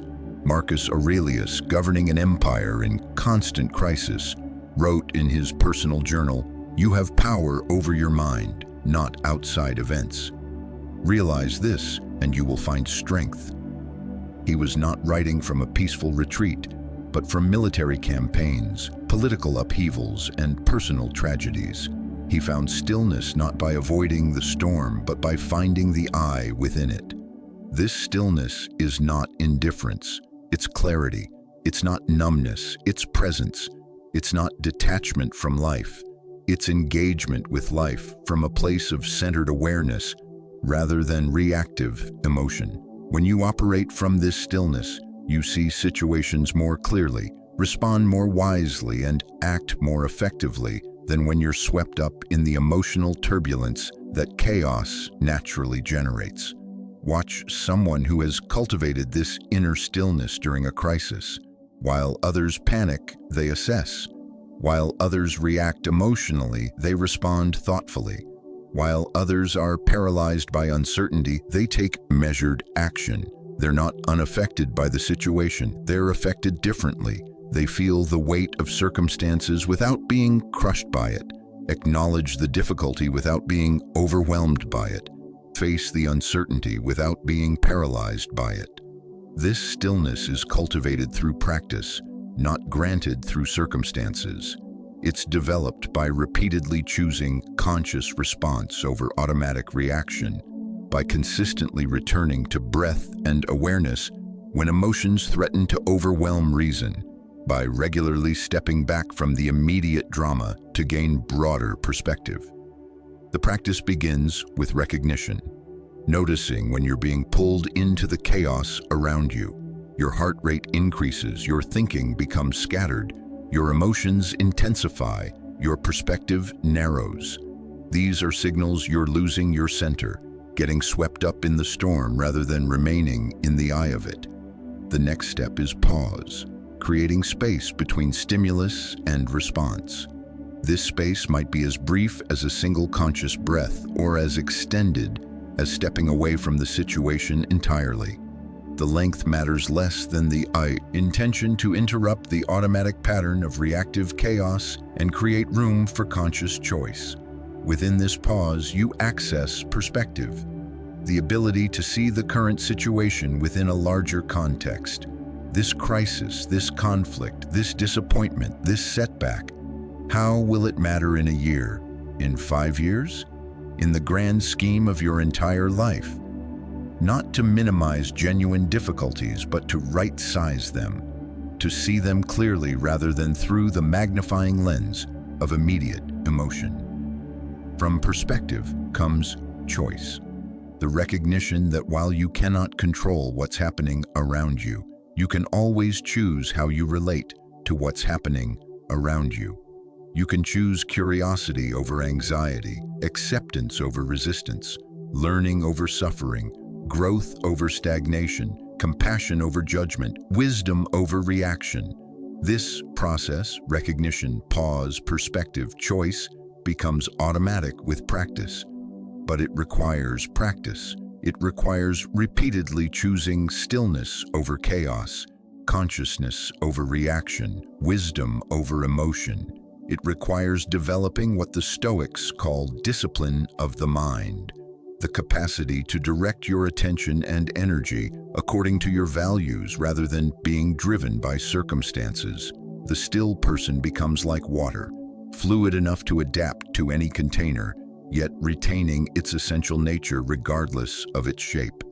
They can be gentle when gentleness serves, firm when firmness is needed, patient when patience is required, decisive when action is called for. They respond to each situation with what it requires, rather than with what their habitual patterns dictate. This flexibility is possible because stillness reveals options that chaos obscures. When you're emotionally reactive, you see only a narrow range of responses, usually fight, flight, or freeze. When you're internally still, you see the full spectrum of possibilities, creative solutions, unexpected opportunities, third alternatives that neither aggression nor avoidance would discover.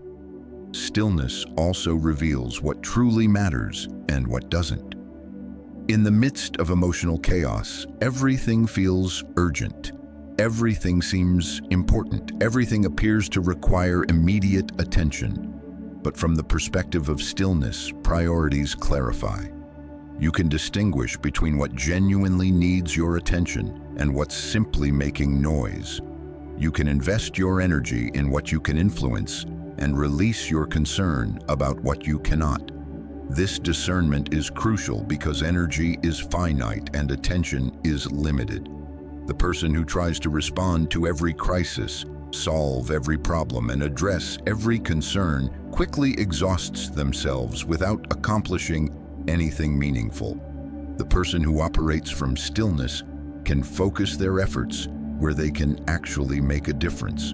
But perhaps most importantly, stillness becomes contagious. When you remain calm in chaotic situations, others begin to find their own calm. When you respond thoughtfully rather than reactively, others have space to think rather than just react. When you embody peace in the midst of turmoil, you give others permission to find their own peace. This is not about suppressing emotions or pretending difficulties don't exist. It's about feeling emotions without being controlled by them, acknowledging difficulties without being defined by them, experiencing challenges without being overwhelmed by them. It's about maintaining your center regardless of how much the world around you seems to be spinning out of control. The still person discovers that external chaos often appears worse than it actually is because we add our own internal chaos to it. The job loss becomes not just a job loss, but evidence of personal inadequacy. The relationship conflict becomes not just a disagreement, but proof of fundamental incompatibility. The health issue becomes not just a medical challenge, but a catastrophic threat to everything we value. But when you remove the internal chaos, the catastrophic thinking, the emotional reactivity, the storytelling about what events mean, external chaos often resolves more easily. Problems that seemed insurmountable become manageable. Conflicts that appeared irreconcilable become workable. Challenges that felt overwhelming become opportunities for growth. This doesn't mean all problems are easy to solve or that maintaining inner stillness eliminates external difficulties. It means that approaching challenges from a place of internal stability gives you the best possible chance of addressing them effectively. It means your response to difficulty doesn't add unnecessary suffering to unavoidable pain. The cultivation of stillness is perhaps the most practical spiritual practice possible. It doesn't require retreating from the world, but engaging with the world more skillfully. It doesn't demand special circumstances, but works within whatever circumstances exist. It doesn't depend on external validation, but creates its own internal validation. In a world that profits from your anxiety, choosing stillness is radical. In a culture that rewards reactivity, maintaining calm is revolutionary. In a time that celebrates busyness, embracing presence is transformative. Not because stillness changes external circumstances, but because it changes you. And when you change, your entire experience of circumstances changes. The eye of the hurricane is not separate from the storm. It's the still point around which the storm revolves. And the stillness within you is not separate from the chaos around you. It's the centered awareness that allows you to dance with chaos rather than being destroyed by it. This is the first gift of Stoic wisdom, the recognition that peace is always available, not as an escape from reality, but as a way of being fully present to reality without being overwhelmed by it. Empathy is not frailty pretending to be virtue. It is strength manifesting itself through comprehension. This distinction matters because true empathy, the kind that heals rather than enables, that helps rather than harms, that serves rather than seeks approval, requires the same courage, wisdom, and inner fortitude that any authentic strength demands. The Stoics understood that rational compassion, guided by wisdom rather than driven by emotion, is not the enemy of strength but its highest expression. Marcus Aurelius, commander of legions and ruler of an empire, wrote, "Whenever you want to cheer yourself, consider the good qualities of your companions." This was not sentiment but strategy, not weakness but wisdom. He understood that seeing others clearly, including their struggles, their limitations, their humanity, was essential for effective leadership, meaningful relationships, and personal peace. But Stoic empathy is fundamentally different from what often passes for compassion in modern culture. It's not emotional contagion that absorbs others' suffering as your own. It's not enabling that prevents people from learning necessary lessons. It's not people-pleasing that sacrifices truth for comfort. It's not martyrdom that exhausts you in service of others' dysfunction. True empathy begins with understanding, seeing people as they are rather than as you wish they were, recognizing their behavior as the logical result of their beliefs and experiences, rather than as evidence of their fundamental worth or lack thereof. When someone acts poorly, rational empathy asks not, "How could they?" but, "What would lead someone to act this way?" This understanding doesn't excuse harmful behavior or eliminate consequences. It simply recognizes that people operate according to their current level of awareness, their available resources, their learned patterns, and their perceived options. The person who acts cruelly often does so from their own pain. The person who lies frequently does so from fear. The person who manipulates others usually does so from powerlessness. Seeing this clearly doesn't make you naive. It makes you wise. When you understand the drivers behind behavior, you can respond more effectively. You can set appropriate boundaries without taking things personally. You can protect yourself without demonizing others. You can seek solutions rather than just assigning blame. Consider how different your relationships would be if you could see difficult people through the lens of understanding rather than judgment. The demanding boss who might be operating from insecurity about their own competence. The critical parent who might be projecting their own unfulfilled dreams. The inconsistent friend who might be struggling with issues you can't see. The challenging partner who might be acting from past wounds that have nothing to do with you. This perspective doesn't require you to accept mistreatment or ignore your own needs. It simply allows you to respond to people from a place of clarity rather than reactivity, wisdom rather than emotion, strength rather than defensiveness. When you understand that others' behavior is usually about them rather than about you, you can choose your response based on what serves the situation rather than what your hurt feelings demand. But empathy extends beyond understanding to action. Not action driven by guilt, obligation, or the need to be needed, but action guided by wisdom about what truly helps. Sometimes the most empathetic response is setting firm boundaries. Sometimes it's saying no to requests that would enable destructive patterns.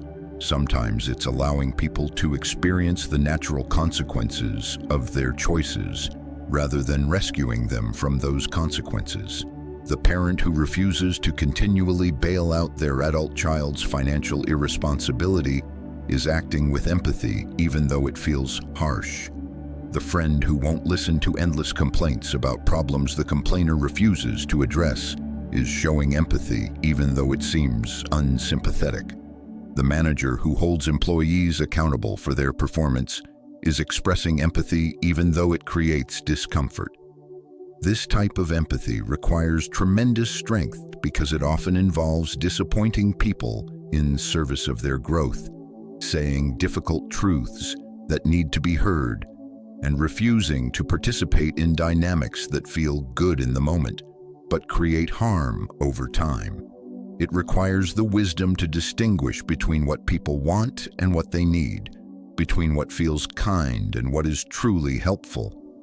Rational empathy also includes self-empathy, treating yourself with the same understanding you would offer a good friend facing similar circumstances. This means acknowledging your mistakes without crushing yourself with self-criticism, recognizing your limitations without using them as excuses, accepting your humanity without abandoning your commitment to growth. Self-empathy is not self-indulgence. It's not lowering standards or excusing poor choices. It's recognizing that beating yourself up for your failures doesn't improve your performance, that harsh self-criticism doesn't motivate positive change, that perfectionism doesn't lead to excellence. It's understanding that you need the same patience, understanding, and encouragement you would offer others. The person who practices rational empathy becomes remarkably effective in relationships. They can remain calm during conflicts because they understand that others' anger usually has little to do with them. They can set boundaries without guilt because they recognize that boundaries serve everyone's best interests. They can offer help without becoming codependent because they distinguish between what truly helps and what merely enables. This effectiveness comes from operating from a place of fullness rather than neediness. When you're not desperate for approval, validation, or emotional regulation from others, you can engage with them more authentically. When you're not trying to fix, save, or control others, you can actually see them clearly and respond appropriately. But perhaps most importantly, rational empathy creates space for genuine connection. When people sense that you see them clearly without judgment, that you understand their struggles without trying to fix them, that you care about their well-being without needing them to be different than they are, they can relax into authenticity. They don't have to perform or pretend or hide their difficulties. This creates the conditions for real intimacy, not the superficial connection based on shared complaints or mutual enabling, but the deep connection that comes from being truly seen and accepted. It allows for relationships based on choice rather than need, growth rather than stagnation, mutual respect rather than emotional manipulation. The strength of empathy also extends to how you engage with the world's suffering. Rather than being overwhelmed by the endless stream of global crises, injustices, and tragedies that modern media delivers, you can channel your concern into meaningful action. Rather than spreading your anxiety thin across every problem you cannot solve, you can focus your efforts where you can actually make a difference. This doesn't mean becoming callous to suffering you cannot address. It means recognizing that your distress about distant problems doesn't help anyone and often prevents you from addressing problems within your sphere of influence. It means understanding that the best way to contribute to a better world is to become a better person, to heal your own patterns, to develop your own wisdom, to model the change you want to see. Rational empathy creates a sustainable way of caring that doesn't burn you out or break you down. It allows you to engage with suffering, your own and others, without being consumed by it. It enables you to help without becoming a martyr, to care without becoming codependent, to love without losing yourself. This is the second gift of Stoic wisdom, the recognition that true strength expresses itself through understanding that real love serves growth rather than comfort, that genuine empathy requires the courage to see clearly and act wisely rather than just feel deeply. The person who embodies this strength of empathy becomes a force for healing in the world, not through grand gestures or dramatic sacrifices, but through the quiet power of seeing others clearly, responding wisely, and loving rationally. They become someone others can trust, not just to care, but to care in ways that actually help. And in a world full of emotional reactivity, this rational love becomes revolutionary, not because it's cold or detached, but because it's warm and effective. Not because it doesn't feel, but because it feels clearly enough to act wisely. Reality is not what happens to you. Reality is what you make of what happens to you. This distinction, which sounds like philosophical wordplay until you truly understand it, represents perhaps the most powerful tool available to human consciousness. Every event in your life is neutral until you interpret it. Every circumstance is meaningless until you assign it meaning. Every experience is just data until you decide what story to tell about it. The Stoics called this the discipline of perception, the practice of consciously choosing how to interpret events rather than being automatically controlled by your initial emotional reactions. Epictetus taught, it's not what happens to you, but how you react to it that matters.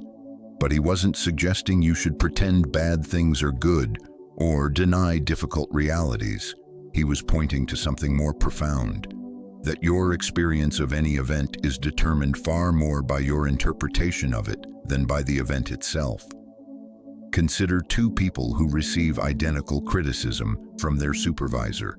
The first person interprets it as evidence of their inadequacy, proof they're failing, confirmation they don't belong in their role. They spend the rest of the day ruminating about their shortcomings, their future prospects, their fundamental worth as a person. The criticism becomes a source of ongoing suffering that affects their confidence, their performance, and their relationships.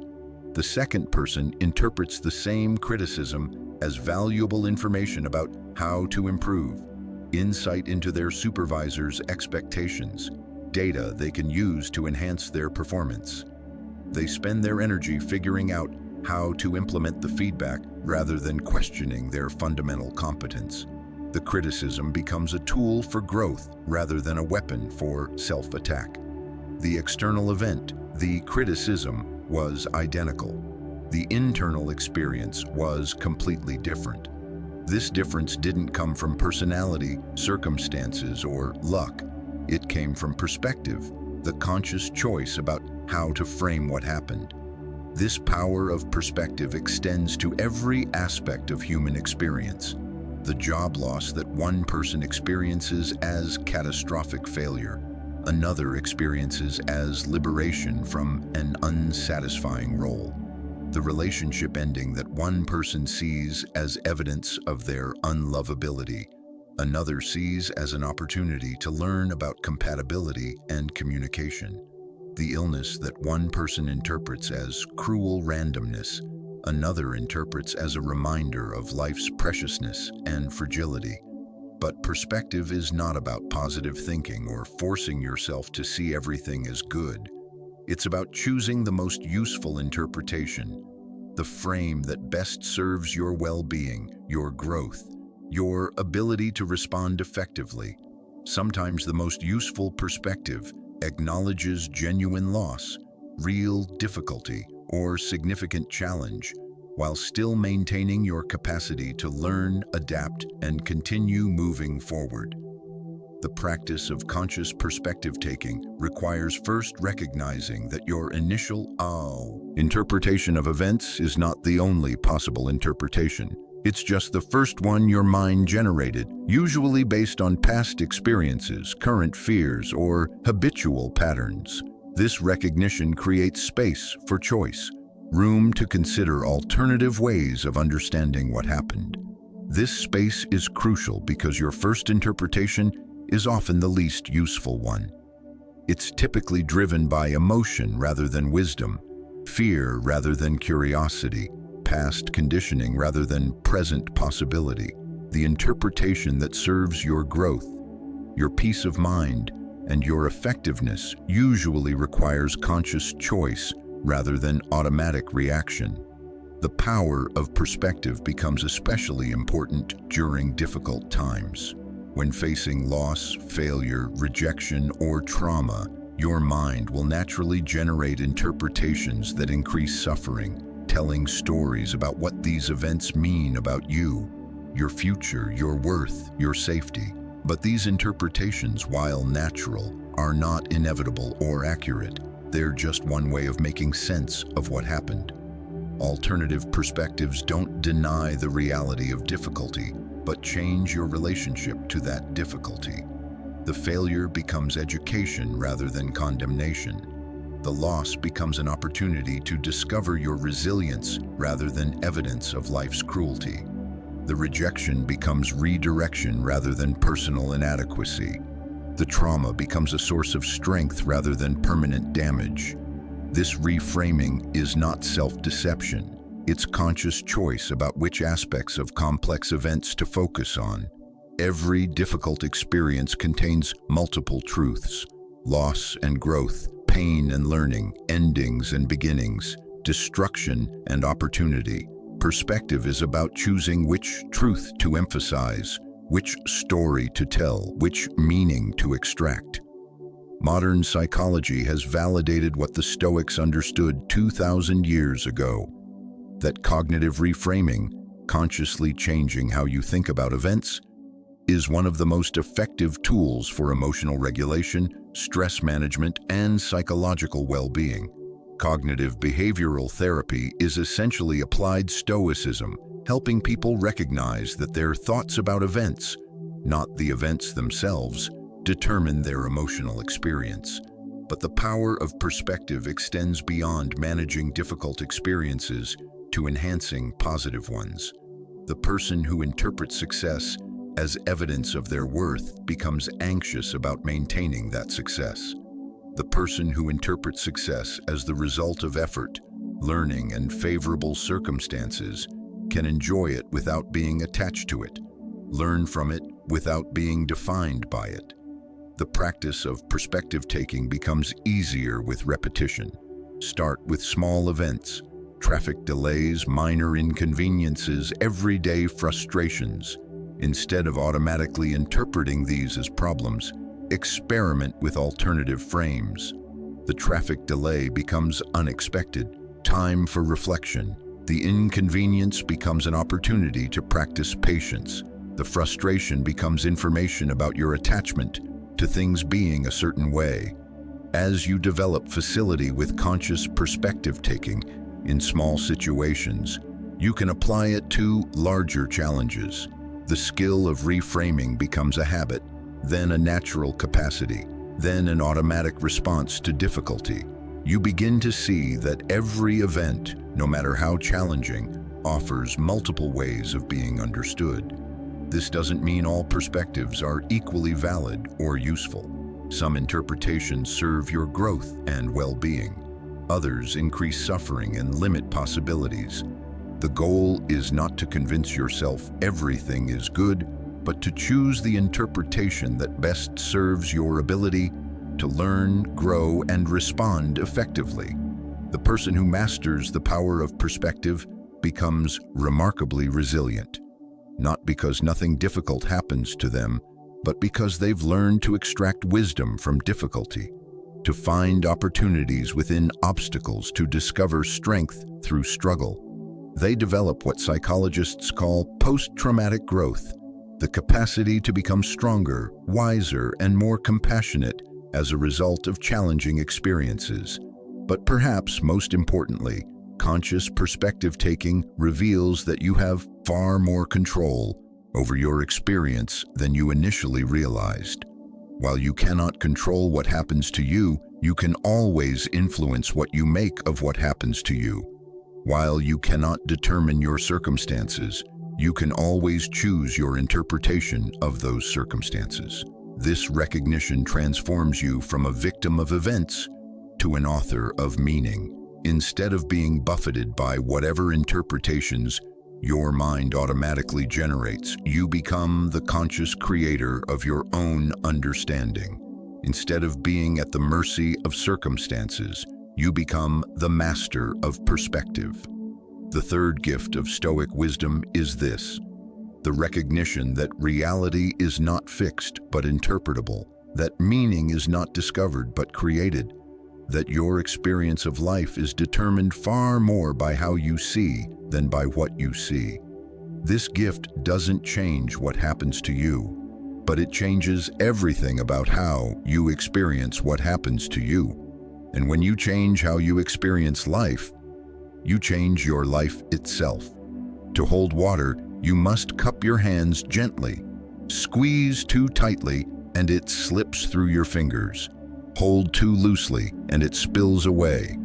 The art of living requires the same delicate balance, engaging fully with life while holding it lightly, caring deeply while remaining unattached, investing completely while accepting impermanence. This is perhaps the most difficult skill to master and the most essential for peace. Everything you love will eventually be lost. Every relationship will end, either through natural conclusion, growing apart, or death.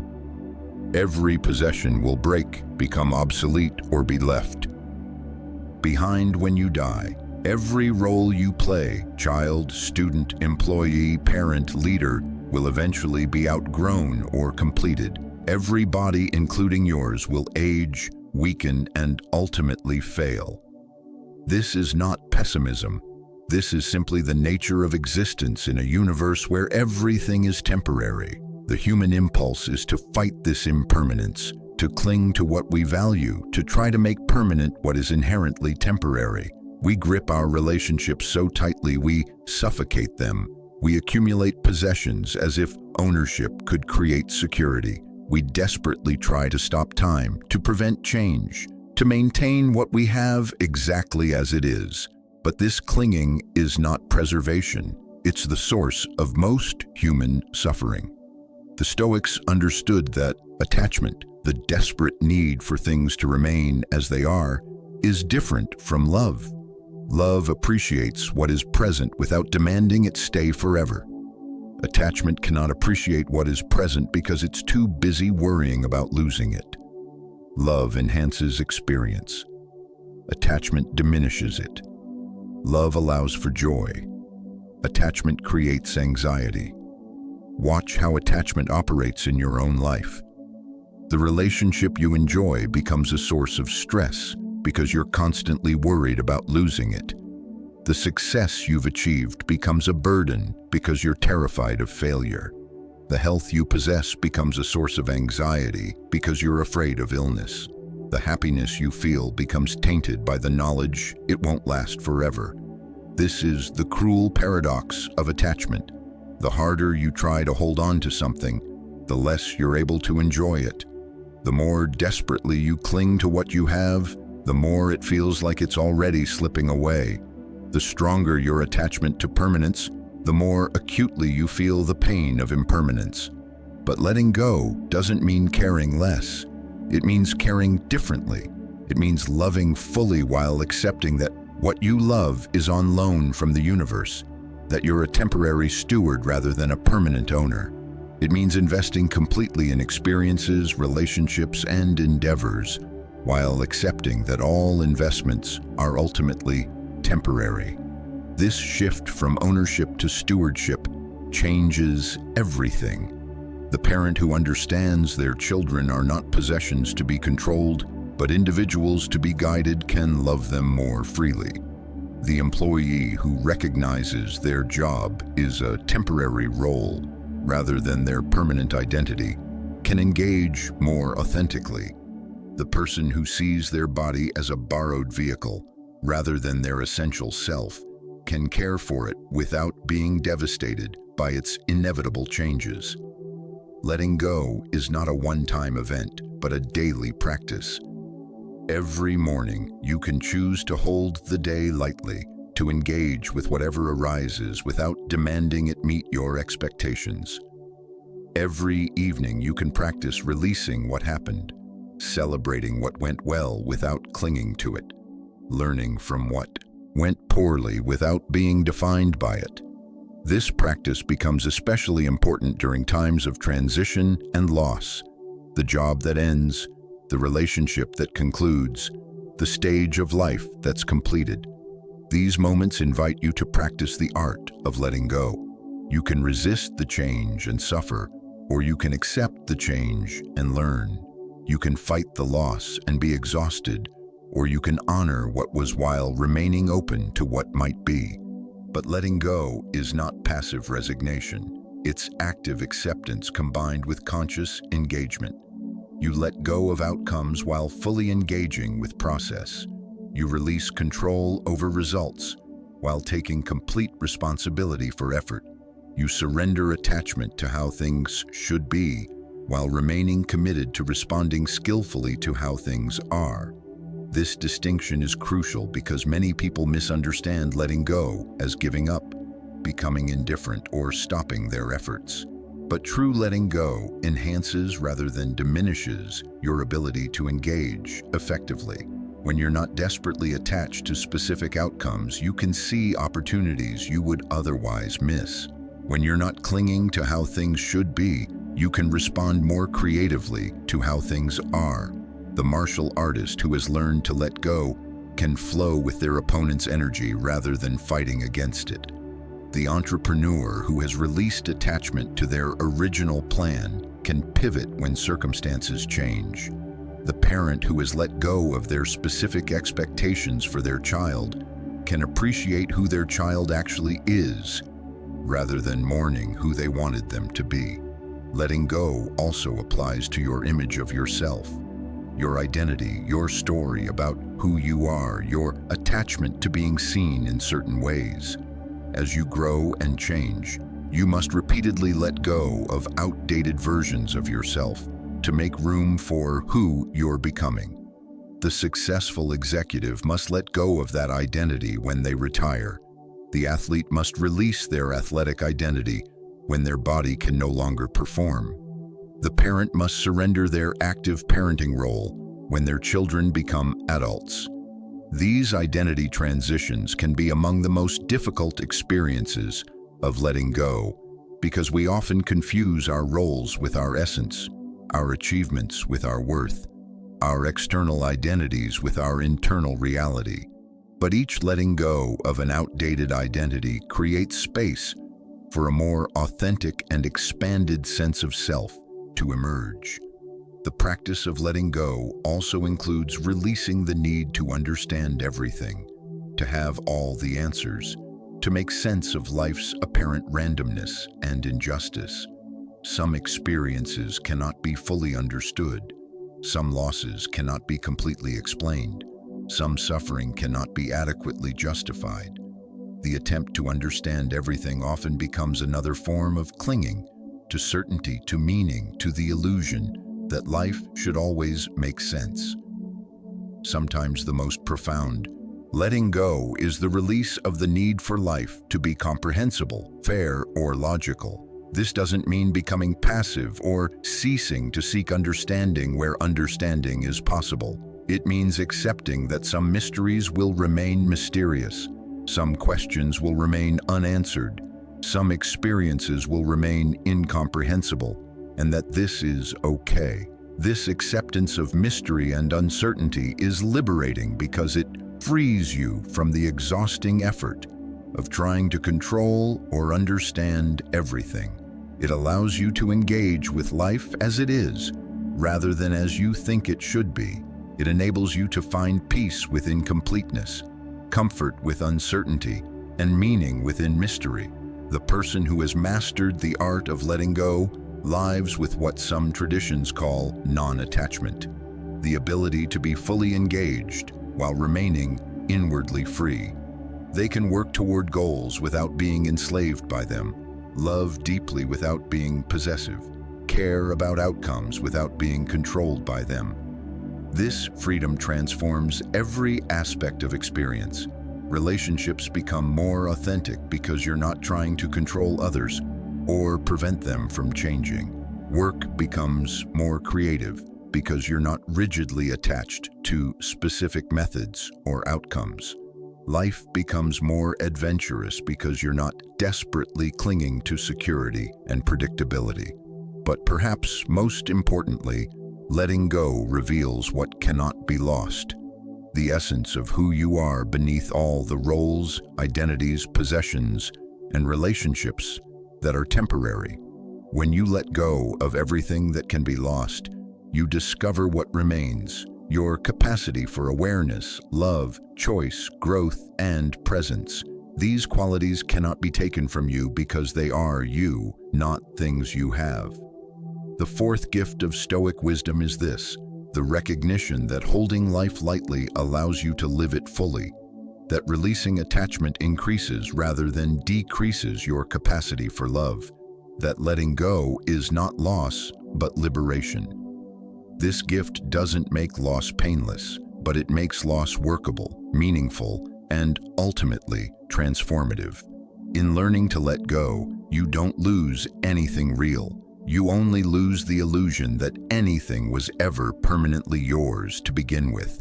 And in losing that illusion, you gain the ability to appreciate everything more deeply while it's present, to love more freely while love is possible, to live more fully while life is available. The art of letting go is the art of living with open hands and an open heart, ready to receive whatever comes, grateful for whatever is present, peaceful with whatever passes away. You have been broken and you have healed. You have fallen and you have risen. You have been defeated and you have continued. You have lost what you loved and you have loved again. You have faced your worst fears and discovered they could not destroy you. You have confronted your deepest pain and found you were larger than your suffering. Through it all, through every trial, every setback, every moment when you thought you couldn't go on, something within you has remained intact, undamaged, undefeated. This is your unbreakable soul. It is not unbreakable because it cannot be hurt.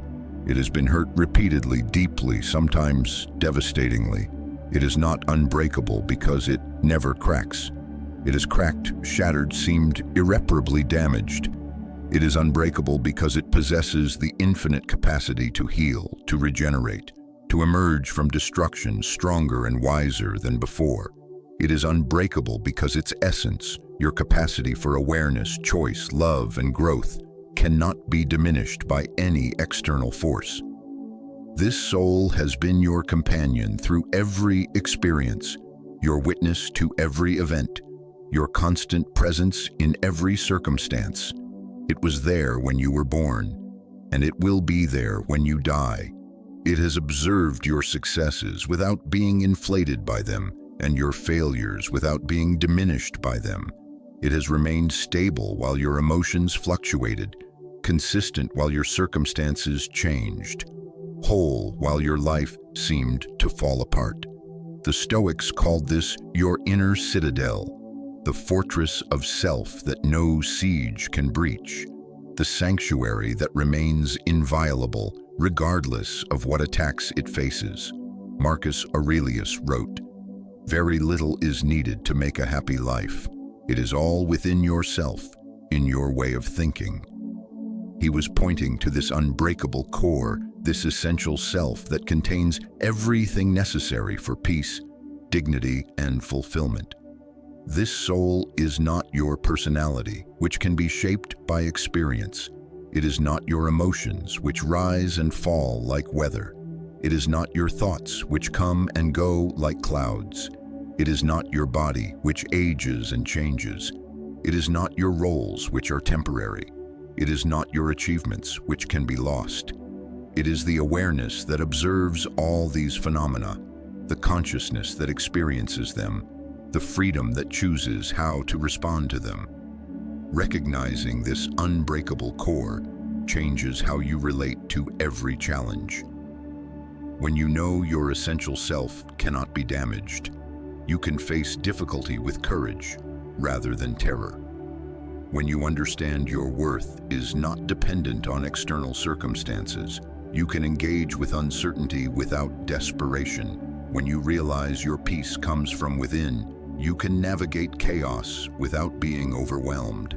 This doesn't mean challenges become easy or pain becomes pleasant. It means you approach difficulty from a place of inner strength rather than inner fragility.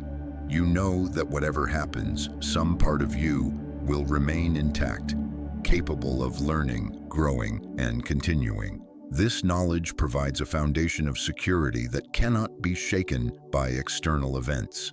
The unbreakable soul expresses itself through what the Stoics called the four cardinal virtues: wisdom, justice, courage, and temperance.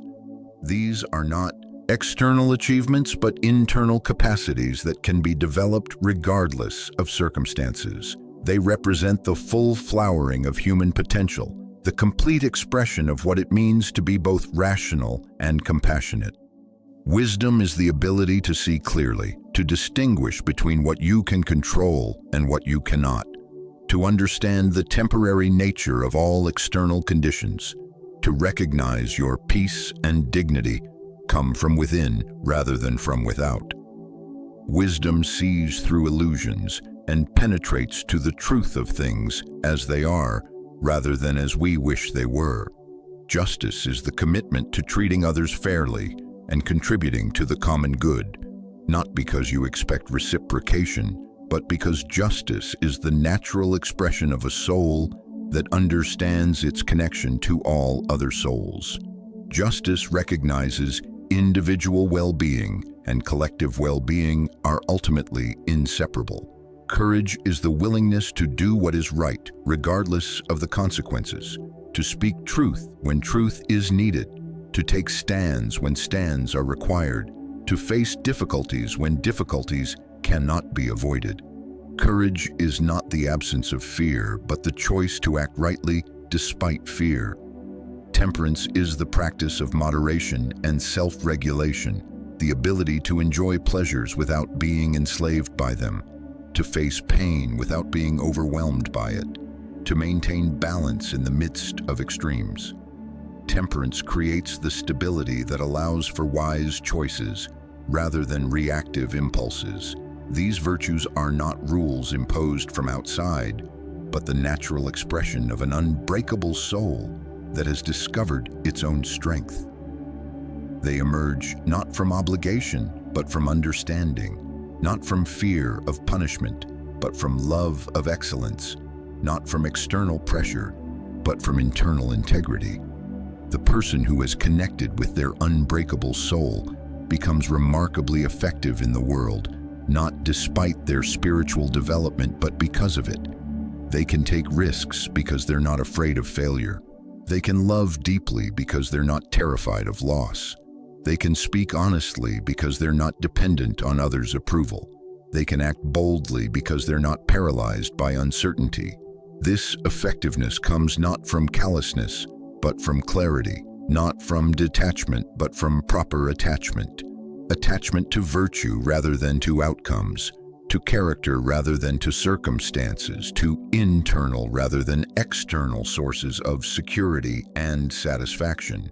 But perhaps most importantly, the unbreakable soul discovers its strength is not meant for self-protection alone, but for service to others.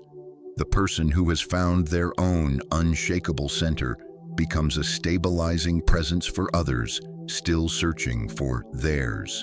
They become a living demonstration that it's possible to face life's difficulties with dignity, grace, and even joy. This service is not sacrifice. It's the natural overflow of inner abundance. When you're connected to an unbreakable source of strength within yourself, you have strength to offer others. When you've found peace that doesn't depend on external circumstances, you can help others find that same peace. When you've discovered your worth is inherent rather than earned, you can see and affirm the inherent worth of others. The unbreakable soul also understands that strength and gentleness are not opposites but partners. True strength doesn't need to prove itself through domination or aggression. It can afford to be kind, patient, forgiving, and compassionate because it's not operating from a place of vulnerability or insecurity. This integration of strength and gentleness, power and compassion, invincibility and humanity represents the full maturation of the human spirit. It's what the Stoics meant when they spoke of the sage, not a perfect person who never makes mistakes, but a complete person who has access to their full range of human capacities. The journey to discovering your unbreakable soul is not about becoming someone different. It's about uncovering who you already are beneath all the layers of conditioning, fear, and false identification. It's about remembering rather than learning, returning rather than arriving, recognizing rather than achieving. This soul has been with you all along, waiting patiently for you to notice it, to trust it, to allow it to guide your choices and responses. It has never abandoned you, never judged you, never stopped believing in your capacity for growth and healing. It is the friend who has never left your side, the teacher who has never stopped offering wisdom, the source of strength that has never run dry. The final gift of Stoic wisdom is this recognition that within you lies a capacity for peace, dignity, love, and wisdom that no external force can damage or destroy. This capacity is not dependent on your achievements, your relationships, your health, your circumstances, or your past. It is your birthright as a conscious being, your inheritance as a rational creature, your true nature as a human soul. You cannot control the world, but you can master yourself. You cannot eliminate suffering, but you can transform your relationship to it. You cannot avoid loss, but you can find meaning within it. You cannot prevent change, but you can grow through it. You cannot escape difficulty, but you can dance with it. This is the promise and the challenge of Stoic philosophy. Not that life will become easy, but that you will become capable. Not that pain will disappear, but that you will discover your strength. Not that the world will change to accommodate you, but that you will develop the wisdom and courage to engage with the world as it is, while remaining true to who you are. The fire that once threatened to consume you has become the light that illuminates your path. The wounds that once seemed to weaken you have become the source of your compassion. The challenges that once seemed to defeat you have become the proof of your resilience. You are unbreakable, not because you cannot be hurt, but because you can be hurt and heal, fail and rise, lose and love again. You are unbreakable because breaking and mending have become your way of growing stronger, and growing stronger has become your way of serving life. This is who you have always been. This is who you remain. This is who you will always be. An unbreakable soul temporarily housed in a fragile body, learning to love and be loved in an impermanent world. The severe lessons that once stung to hear have become the gentle wisdom guiding your choices. The pain that once seemed meaningless has become the teacher developing your character. The suffering that once threatened to destroy you has become the fire forging your unbreakable soul. And now you know. You are stronger than any storm, deeper than any pain, more enduring than any circumstance. Not because you are invulnerable, but because you are infinitely capable of healing, learning, growing, and loving again. This is the final truth, the one that doesn't sting to absorb because it has become who you are. Unbreakable, undefeated, and eternally capable of rising. If this resonated with you, please help this message reach others who need it by liking this video and subscribing to Stoic Mindset Mastery.